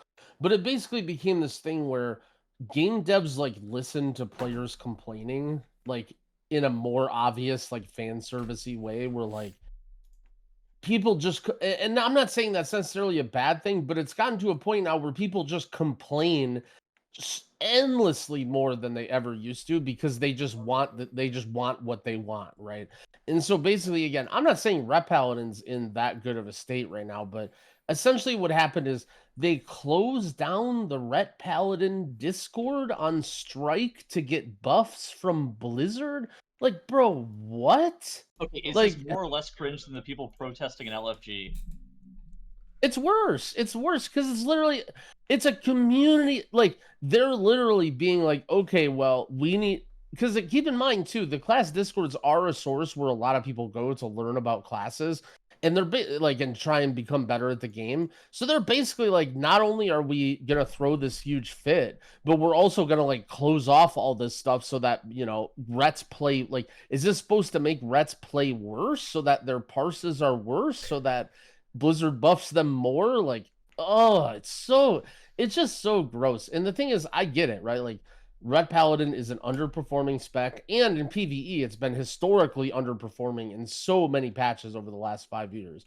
I understand the frustration, but like, just to complain, and then all the, immediately Blizzard is like, okay, here you go, here's 5%. Like, man, it just feels like it. I just imagine, like, when you're at a grocery store and there's like a 7-year-old throwing a fit in the aisle. Mom, I want my cookies. Give me cookies. And then the parent just has to give him a pack of cookies to shut him up. And it's just like, man, this is so immature. It is so gross. Like, I guess the question I have is, did this actually even cause Blizzard to do any action that they otherwise wouldn't have taken? Absolutely not. Yeah, like, I think that Ret Paladin just fucking sucks. So yeah, of course they're gonna buff Ret Paladin. Like that look at the specs they buffed. Arms Warrior, Fire Mage, Ret Paladin. It's the bottom 3 specializations. That to me is like, oh yeah, this is pretty clear they're gonna buff Ret Paladin. The fact that they shut down their Discord server is the dumbest fucking thing I've heard like this year, right? I mean, that is so fucking stupid. The funniest thing though is I think it worked because we're talking about it right now, which is probably exactly. Well, it did. That's why I hate it. That's why it's so gross, because it works. Like if Growl's pro tip to 7-year-olds, you might get your ass beat when you get home, but if you want some cookies, just throw a fit in the goddamn aisle and make whoever's there have to do something about it, right? Like, I don't know. That's the way the world works, I guess. Like, what is the phrase? The squeaky wheel gets the grease, and I hate it, but it's just the truth. What is the next? I mean, that's kind of like whenever you guys asked me about what I was going to do about Moonkin the other day, I was like, well, I could complain, but I don't really think that's an effective solution. So I could either re-roll, suck it up and play the specialization, or quit the game. That's kind of how I feel about it. And then Ret Paladins are just like shutting down their Discord server, and Blizzard doesn't give a fuck about you. Like, this doesn't do anything. What is the next class Discord to do something wild? Because we had, don't remember the mage everyone ping. We had, I think, was it the rogue everyone ping? No, there was the DK hashtag. Oh, was not a raid buff. The DK was the DK one. Yep. Okay. What is the next class Discord to go to do something wild? I don't know. I think Kalamazoo just walked behind me, but I think he's up to fucking something. Oh, the Druid Discord is always liable to do something crazy. The Druid Discord actually isn't really liable to do something crazy because we have some moderators in there that are, let's say, very strict about the things that happen in the Dream Grove. So I fear the Druid Discord will not be participating in any protests. Could it be the Hunters? It could be the Hunters. I could actually buy that somehow. Because I think, like, Evokers are sitting pretty. Like, mages already had their one. Monks? It's mostly about like who's in control of the class Discord. That's why I know that Druid isn't gonna like do anything, because that kind of goes against the principles of the people who are moderating the Dream Grove. Well, much to my chagrin, I would love to hit everybody with that everyone pig about Moonkin being bad. But I'm sure that I can. But Tettles, Moonkin's great. It's been meta like for the last couple seasons, right? Dude, that shit is so annoying because I think that I realized this the other day. I think it's just like this thing that people look at Moonkin being good in Mythic Plus, and they just can't seem to fathom that Moonkin's just the god awful, most worst specialization in Raid. And then I'm just like, I don't know, man. This spec has been terrible for 6 tiers consecutively. And then it's like, yeah, well, it's gonna get buffed. It's terrible again. Like, I don't know what you. It's so bad right now. It's gonna get buffed again. I actually thought it was gonna be playable in this raid. I lied. It's bad. Yeah, it has a couple like good AoE fights though. It is the somehow 5th best spec on Soul Hunters. I don't even know how that happened. Fair enough. Behind 3 Warlock specs, Dev Evoker, Shadow Priest, like, what is even going on over there? Yeah, whatever. It doesn't really matter. Here's the thing with class tuning, and this is something that I just want people to recognize. Blizzard's gonna buff and nerf whoever they're gonna buff and nerf. They don't want your feedback. They don't want your commentary on class tuning. They're gonna do whatever they think is right. I think the most important thing is to vocalize bugs. I think especially when it comes to like very complicated interactions or things that are very clearly not intended. Like, I think those are the most important things. If you're one of those people that want to shout to the clouds and try and get Blizzard to do something and you think that they care, those are the most important things, and those are the ones that I think are most likely to get fixed. Whether or not those impact your class from a numbers tuning wise, but I mean, like, yeah, just complaining about your class. Blizzard doesn't listen to content creators, generally speaking, much less people of the moderators of class Discord. That's just not really a thing. I don't know, man. Otherwise, they wouldn't have nerfed App Warlock, right? They would have just like gutted their tier set. That's true. I mean, for what it's worth, I think for a while there's been a pretty big difference in what the community sees, like the perception of spec balance versus Blizzard's perception of spec balance, because Blizzard's class balancing tools are clearly not at the level of SimC. SimC is like incredibly good, and Blizzard, I think, doesn't trust SimC for obvious reasons, because you don't trust external tools when, you know, in case somebody has a malicious intent or something like that. But for a while now, it seems like they've kind of just relied on the first week of data and just looked at Warcraft logs. And they'll pretty consistently just hit the top couple and the bottom couple and just go from there. I also think that Blizzard and game devs think about the game in different ways than I think most people do. Like, you know, if you're Dazer, for example, you're the Ret Paladin main for your guild. You want Ret Paladin to be the best, and you want it to do the most damage. And your class, like, because your class is like very expendable, because you care about being competitive, because about, you know, the raid, blah blah blah. But even within the scope of Liquid, right? We had Dryny, who Dryny is like their HPAL main. They had a situation where the DPS check was really tight for a boss, Fractilis, and they wanted to consider trying to have Dryny play Ret. And they're actually having Dryny play Ret for some pulls. And he would like bubble taunt off the boss at times, even because they were single tanking it as well. Dude, Blizzard eats that shit up. I'm telling everyone that's listening, I know you guys don't want to hear it. They love the idea of like, oh, there's this simple spec that has all the same utility that, oh, a healer could even switch to Ret and play it. And, you know, like to them, that's like a huge dub. That's their class fantasy of a paladin, right? Is to be able to, you know, like they don't like when they. Like if mage is bad, for example, like I think they're way more likely to put in immediate tuning because otherwise mage wouldn't do anything else. And it's because it's their favorite class. But when it comes to paladin, like they see paladin as it is the guardian of the light and you're blessing your team and you're providing things, right? Like they don't really, not every class in their eyes is meant to be, okay, you top the meters, that's your job, even though that's all players care about.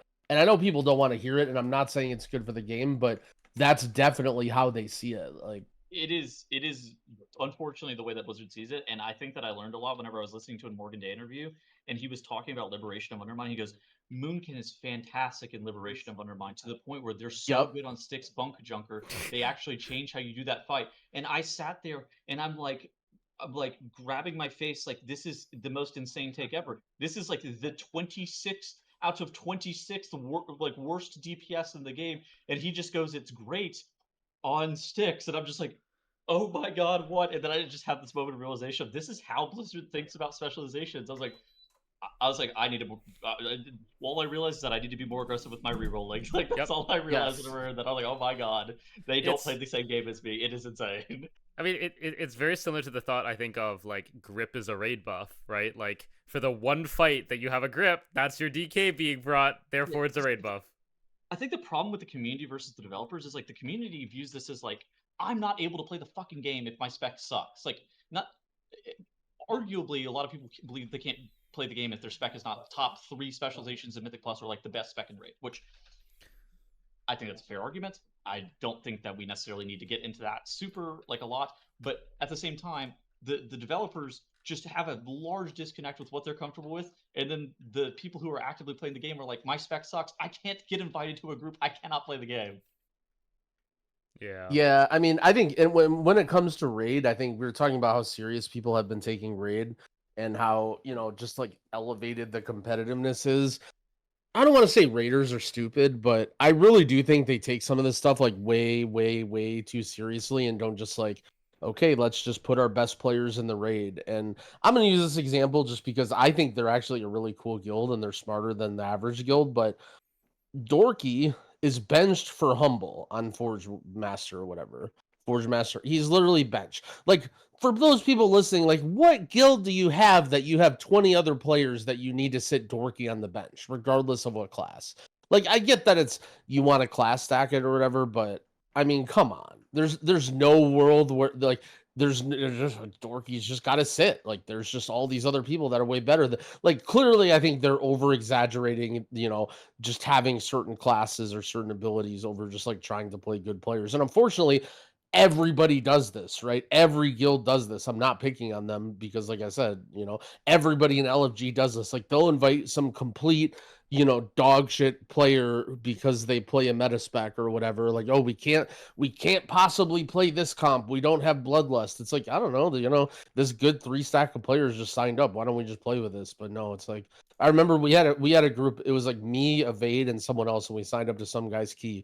And it's like, dude, we are so unbelievably overgeared for this, and we're just trying to find loot. And the guy just like sitting there for like 4 minutes in LFG with all these 700 item level high IO players signing up, and I'm just like, what is this guy waiting for? Like, why does everyone need to be so picky with this? But I mean, that's just the nature of the game, right? Everybody is, because you sort of can be. And so it's like, on one hand you say, oh, just play red, it's fine, don't be whiny, but like, you want to get into groups, you want to have a raid slot, and everyone is just like giga picky.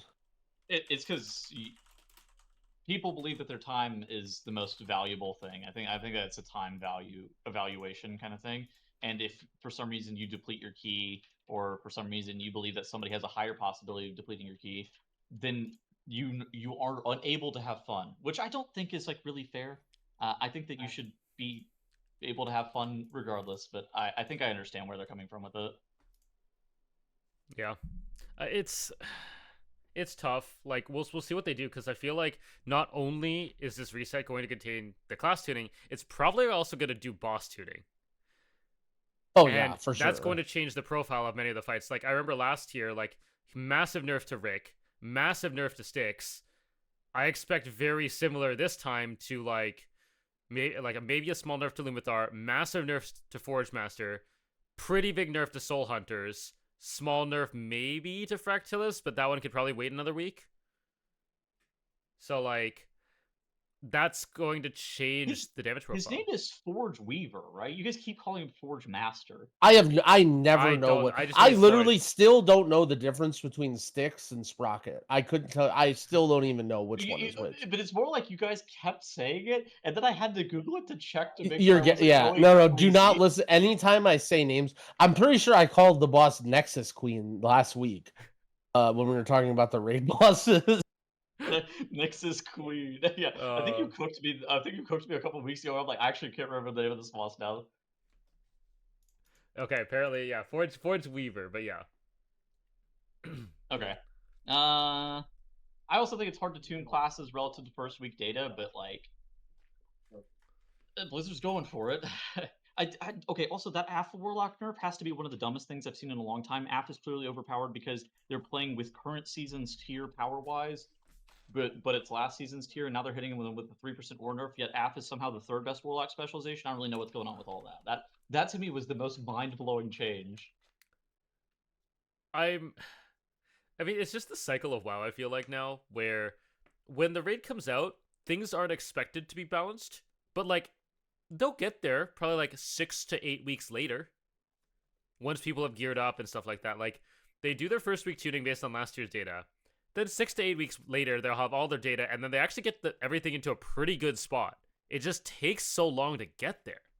Yeah, I don't really know. Dude, I'm actually very interested in seeing what happens to Moonkin here, because I suspect this shit's about to get turbo buffed again. The 6th consecutive patch, please. I just want to play the game. Have you played any boss on Mythic?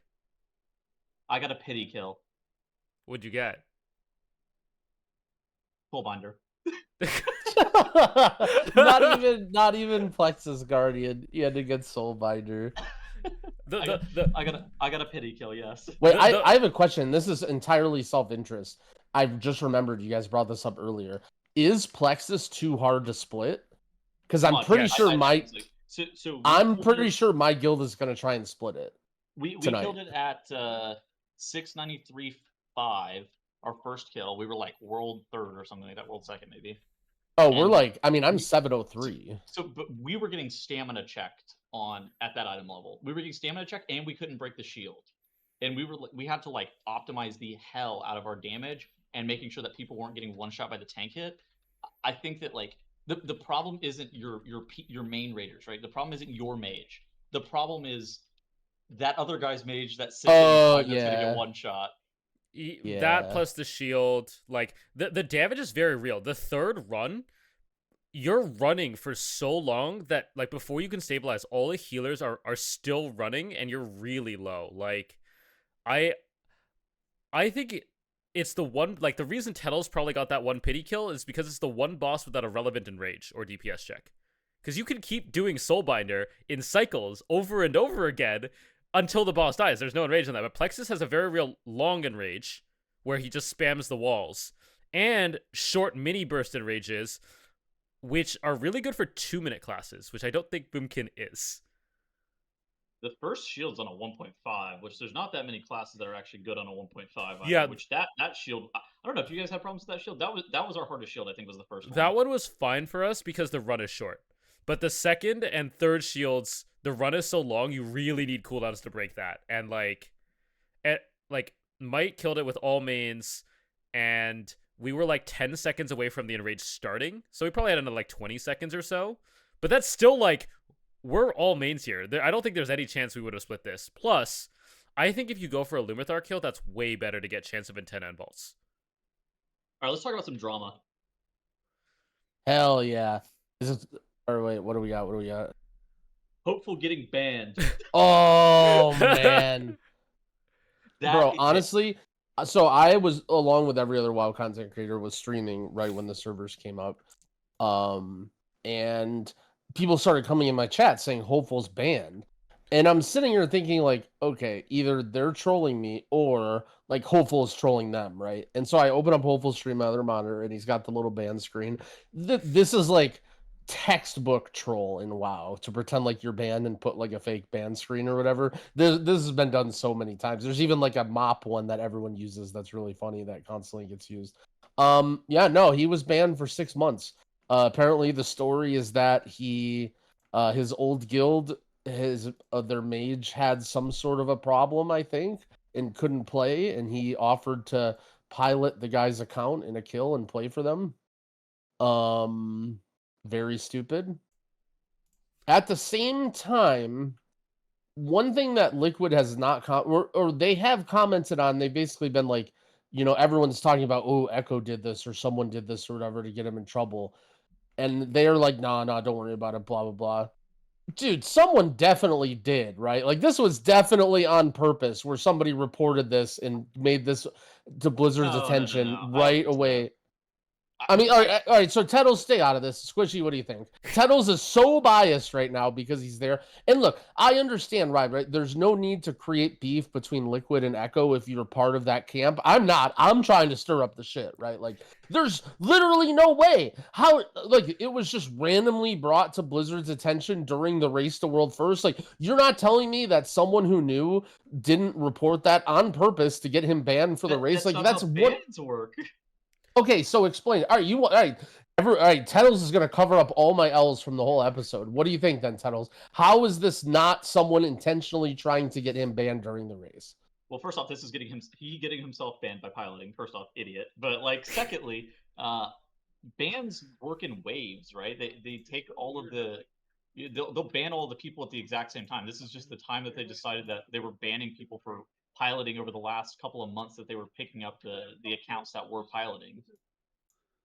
So you think that Blizzard knew that Hopeful account piloted, or even if it was some automated system, months ago, then waited for patch day 1 to ban him? That's what you think. So you think Blizzard is out to get him?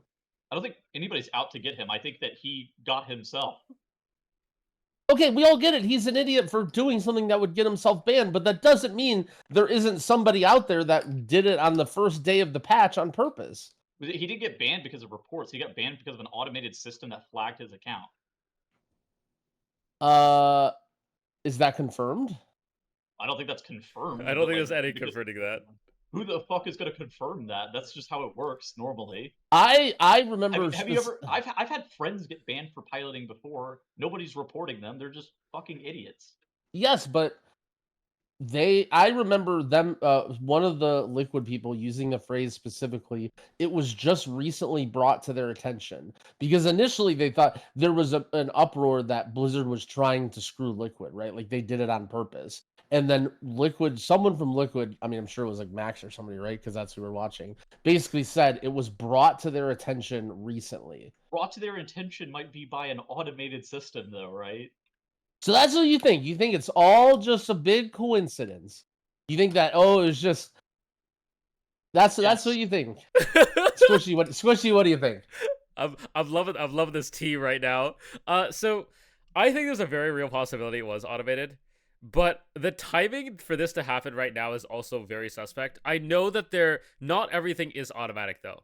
The Galliwix thing was absolutely not automatic and brought down by a snitch, which is why it got shut down.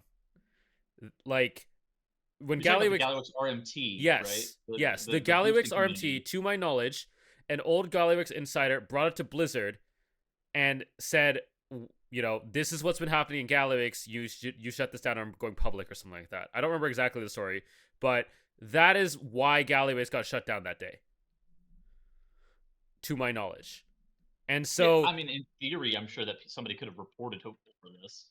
I think it's entirely possible. Like, I don't think it's possible to know. I think, like, most people will probably speculate that the timing is very suspect, right? Like, they're literally about to pull a boss in the Race to World First, and it happens. But I also think it could be automated, because automated checks happen randomly, and if Blizzard is going to punish someone, you're going to do it at the start of a tier when it actually matters. So I really don't know what this could be, because it's impossible. So who else was banned in this ban wave? This alleged ban wave of all of these months, Blizzard holding all these people ready to ban them at the same time.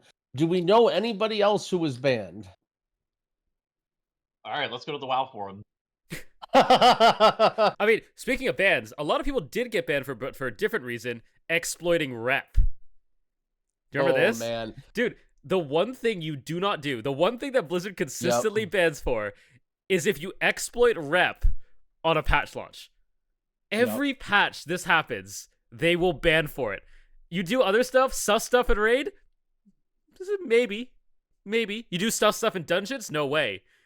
You exploit rep? You're banned. Don't do it. I actually think, unless I'm misunderstanding this, I am actually kind of surprised that they took out the ban hammer for this, for anybody that didn't go crazy. So my understanding was there's a PvP quest. It was either a one-time or like a weekly or something. And when you complete it, you get rep.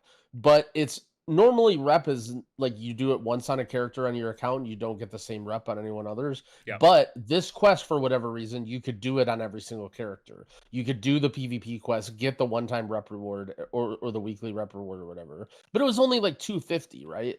So there was a bunch of different, and I don't actually know which one they banned for.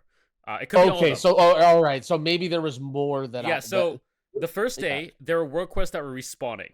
So if you logged out, log back in, the world quest would respawn. Tettles probably knows a lot about that one. See, Ibis. Got on Ibis.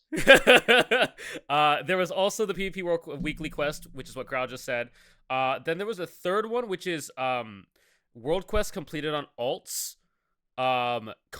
Give you contract rep, which is not typically supposed to happen. Oh, come on. Bro, contract rep. For people that don't know, because there's probably a lot of people that are listening that don't even know what this means. So there's like, I'm pretty sure it's inscription. You can buy a thing and you can basically assign yourself to one rep every week. And then you get like 10 or 15 rep every time you do a world quest. And so for context, what is it to level up a renown? 2,500. So you have to do what? 150 world quests on an alt to get one renown level? Dude, if anyone was doing this, they deserve the rep, man. And that's why I think like this ban is weird, considering they don't ban for so many other things. But I think it's just funny that it's consistently like, do not exploit rep or else you will get banned. Like, what is even the reward for the rep? It's like the ability to buy the infinite augment room. Eventually, yep. That's the main thing that people are going for. Yeah, man. WoW players are out of control. That's just this episode is WoW players, including us, are out of control. But I don't know. I mean, again, I think that Tettles' big point and the obvious point here is like, if you very obviously break the rules and do something severe like piloting somebody's account for a high-ranked world kill or whatever, you kind of deserve it. Like there's Auto- there's nowhere to defend him here, right? I But mean, at the that's same kind of the time, problem, bro, right? Like, I can't believe no one's talking about that. I mean, I guess like what is there to talk about? But I mean, I love drama and like, dude, there's no way someone in one of those guilds that or like somehow that he knew didn't just report So- this. anybody in those guilds would have reported his ass, mostly because it's in their best interest to report him. At the same time, I think it's more likely that nobody reported him and he got caught up in an automated system ban. The only way that you can have protection for yourself is don't pilot accounts. That's like one of the only way, dude. You could RMT and you would have less of a chance of getting banned than piloting accounts. So I heard, and again, this might just be me hearing a bunch of shit that isn't even true, but this is from streams on their end, I'm pretty sure, that the person that he piloted was within like an hour or two from his house. Yes. And like kind of the meme was that like he was just gonna go over to the guy's house so that he can't get banned, right? Or something like I don't know the exact, but basically to me, that almost seems like how would an automated thing pick that up? Like, oh, it's someone an hour away from you. Like, I feel like any automated system would like that would be so easily a false positive, right? Like you log on, just think about an automated system. You log into another IP one time. That's an hour, like within an hour from your house or whatever, and then you get banned. Like I think can you're understand, thinking, like, I think oh, you're thinking about this too much. He said that he did it. I mean, we know he did it. Okay, so like what? He said he did it. You're thinking about people. Yeah, but doing who's the false flags. snitch? Who's the snitch? It's one of those fucking game shows. Growl's on right now. He's to find the Dude, snitch. yeah. My co-host is a conspiracy theorist, Your Honor. Okay, for what it's worth, I do think it's more likely that this was a snitch than like Bang! Blizzard finding out manually. But The I do judge thi- has ruled. I do Growl think- is victorious. I do Yo, think it's possible Kalamazoo, that this is automated. Do we think that Hopeful got banned due to automation, or do we think that somebody snitched? No, somebody snitched 100%. Bang! You think somebody snitched too? I really Bang! thinks it was automated. Growl brings down the hammer. All the L's are redeemed. Tettles was wrong. The timing's too crazy, and it's a tactical snitch, according to Kalamazoo. Are you gonna ask him too? Zyro, do you think that Hopeful's ban was automated, or do you think somebody snitched? Oh, okay, Zyro thinks it's automated. Zyro's way too PC. Zyro's way too smart of a person to. I don't know. Respect to Kalamazoo for calling a spade a spade. Find out more on Tea Time with the Bench next time. You know, it could be underway, but here's the thing: don't pilot accounts. I think we can all agree to that. Should we end up with talking quickly about midnight? Ooh, Everybody wanna say this is the anything? day. This is the day before the big midnight announcement, right? And by the time you're watching this, it will be probably in 4 hours. What time do we release this Ooh. at? Tell us what time do we release Yo- this at? On the server downtime on the weekly reset. Yeah, so By the way, if you're listening in the morning on Tuesday on the weekly reset, shout out to you. W's yeah. to you guys. Yeah, And if you're listening to uh, any other time, also we appreciate you as well. And any 10 a.m. time is great. If EST. you're listening to this in 5 years, great job. But yeah, so 10 a.m. EST though is the answer. okay, so probably in like 2 to 3 hours if you're watching this live, or it might have already happened. Midnight is being announced, and one of the things that's already leaked is the pre-orders for Midnight. And it comes with 3 days early access or purchasing the Epic Edition again. We've talked about this so much. Growl, take us away. Doubling Oh, down I'm to so Sonic, glad that they're doing this. So this expansion was really, really nice to do the early access. Because here's the thing, right? The annoying thing about WoW is sometimes you have to play with broke people. Like, I just don't want to play with any of these brokies in my game. And it was nice to just have a nice, clean, smelling Azeroth for those 3 days until all the stinky brokies came in. Obviously I'm memeing here. I know everyone Growl is insufferable elitist. By far, the most funny thing, I think it was on Dratnos' stream, he pointed this out. Apparently, right when the servers opened for the non-early access, someone made a raid called "Kill All the Brokies" and then just went into PvP mode at the landing point on the island and just sat there on max level characters. When I saw that, I died. It was so good. It's just so antithetical to an MMORPG that we pay $15 a month for that there's a fucking early access. It's so bad.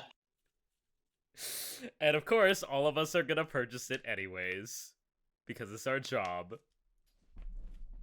I mean, it's free money for Blizzard. Like, it's one of those things where it's the same thing that I complain about everybody complaining. Squeaky wheel gets the grease. Like, again, we are absolute fiends, and unfortunately, they're also monetizing something that is like feels unfair. Like the early parts of an MMO are by far the most fun part, exploring the world with everybody, like the feeling of being caught up or ahead or making gold or anything like that.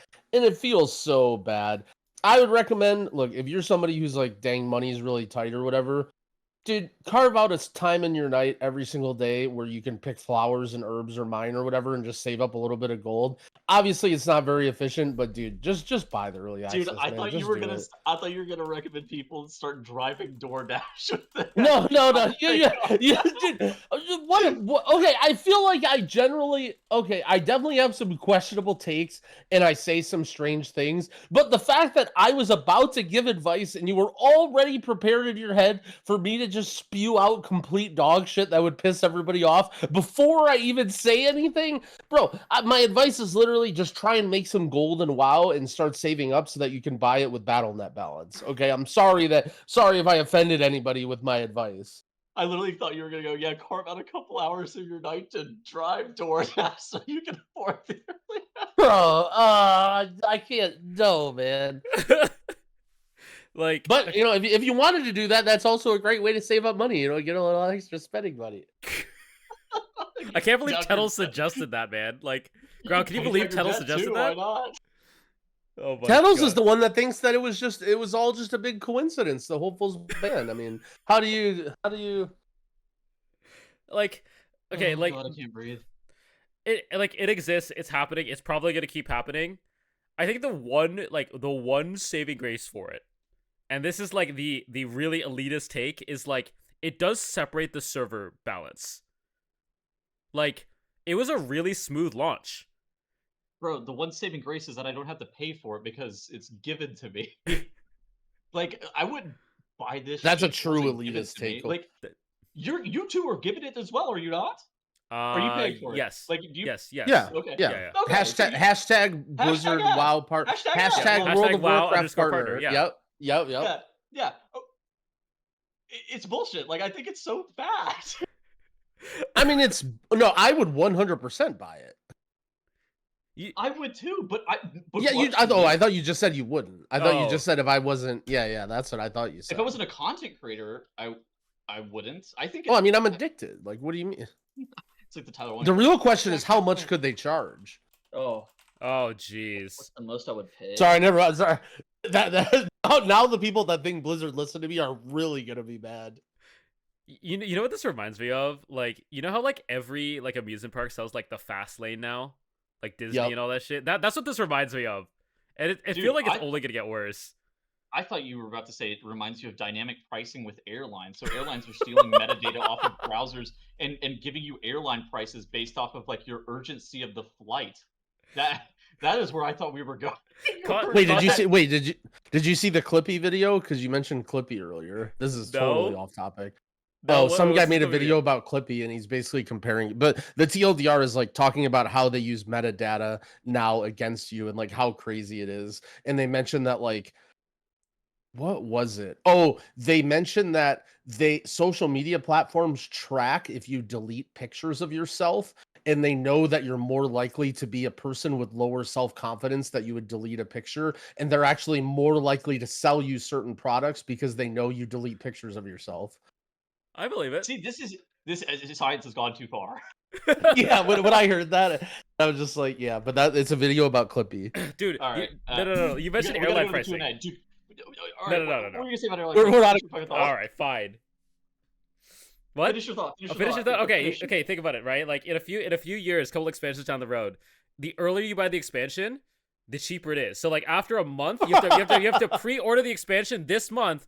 This is the cheapest price it's ever gonna be. $90. Next month, $100. The month after that, $110. That's gonna be brutal. That's what I did with Diablo I'm gonna 3. fucking kill you. We're just all farming the L's this episode. Yeah, I mean, everyone's happy with the patch. Everyone's having fun in the raid. We're just gonna get away with all of our dumbest takes of all time in this episode Okay, because people are gonna be too busy to listen to it. For the record, I'm pretty sure we're all in the same thought process. We hate the early access. We think it's bad for the game. Yeah. It's one of the so it's the same thing. It's the same thing as RMT, the way I see it. I think RMT is terrible for the game, right? And I include the WoW token in this, right? Buying gold for money is terrible for the game. It's completely unavoidable in the current age that we're in. There's no way you can have a space that exists without this, right? So unfortunately, like, we're all addicts. We will all pay for this. They're gonna do it to us. Like, you know, if you were Blizzard, you would do the same thing. I mean, the unfortunate reality is, yeah, I would pay for this. But all right, anyway, let's do a Q&A. Killer Chain. I wasn't here last week. It says the bench has perfectly described what I wish Torghast was. A tower of fun floors and a Kai'Veza level difficulty boss every X floors. Please, we need a full tower and game pillar like Delve ? And Mage Tower solo content. So wait, what were you guys cooking last week that we got this tweet? So Dorky, I know Dorky said he played a lot of JRPGs. I've played a lot of KMMOs. I don't know. Regardless, I played a lot of MMOs. Basically, a staple in Chinese MMOs is a form of solo content called a tower, which is just a form of solo content where you go in and let's say it's 100 floors tall. And each floor is a different challenge for you. One floor might be survive, which is just a bunch of swirlies and things coming at you have to live.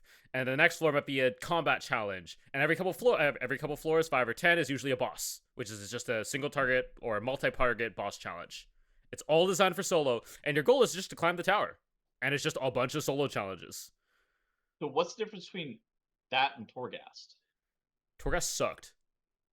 Okay, well, there's the obvious discrepancy there. Yes, I know Torghast sucked. I think the idea behind the tower, what makes it cool is it's more bite-sized. Like with Torghast, it's like you're doing it all and this is like sort of Delves too, right? Like you're doing everything in one run, and it's like it's just a lot of different things at once. Whereas like, you know, a tower would be like just a bunch of like bite-sized little challenges. Like you go in, you do it, it's like 5 minutes or less. Some of them are even just like a couple minutes, like, you know, survive for 90 seconds of bullet hell, and then you just like, you know, and then they get progressively harder to the point where, you know, the end of the tower would be bosses like a Kai'Veza, right? That take actually a lot of time, and like completing them is like an accomplishment or whatever. There was a fun part of Torghast. It was like the Jailer's Gauntlet or some shit. What was that thing called?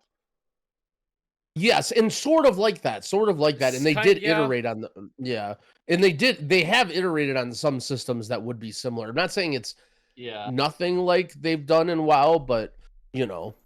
God, dude. The Kai'Veza was actually some of the most fun that I've had in WoW in a very long time.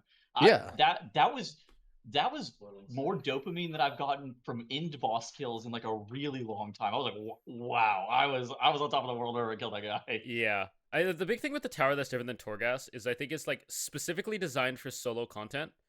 Right, like Torghast doing a solo, mobs would beat your ass down, like 3 million hit swings, like that kind of thing. It was like really spread out. The combat was like you kill it. It was almost like a solo dungeon rather than like a solo challenge in a way.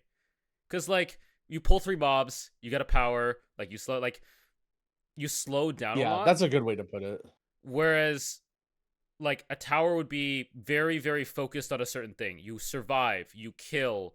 You know, you do a puzzle, like that kind of thing. You know, excuse me. One of the end bosses in a Lost Ark tower is a boss which is basically just Simon Says. He frontals in different directions, then clouds the floor and does the exact same frontals. So you have to remember where the frontals were in order to survive, like stuff like that. Oh, okay, yeah, sure.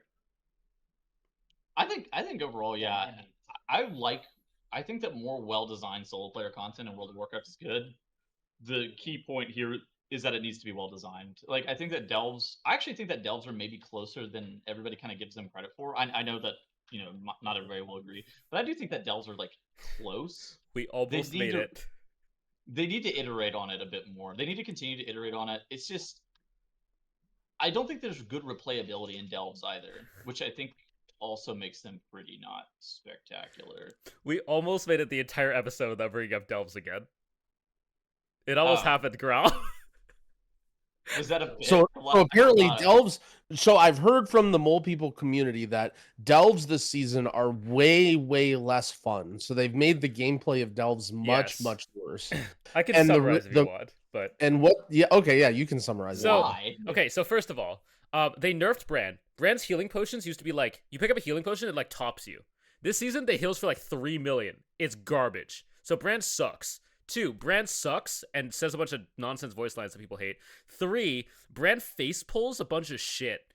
Like, if you try to skip anything, like walk around a mob, he will just walk through it and face pull it. 4, you know, like the goblins from like the Underpin that were in Delves last season?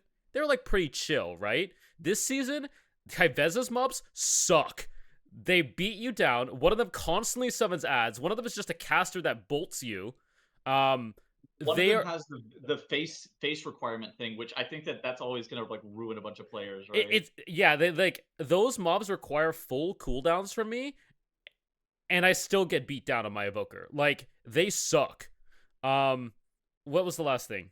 That actually wasn't where I was going at all with this, Oh. by the way. But I'm glad that you spoke for the mole people community. No, delves are not fun. But the last thing, I think this is the thing you're gonna mention, was them gating the what is it, the treasure Yes. map behind the The Delver's bounty thing is Yeah. insane. Yeah. Yes. So oh here's my the thing: God. is everybody praised delves for how great they are as solo content, and now they said, "Well, you guys love delves. Now to get your delvers bounty maps, you need to do like 50 delves to do it, right?"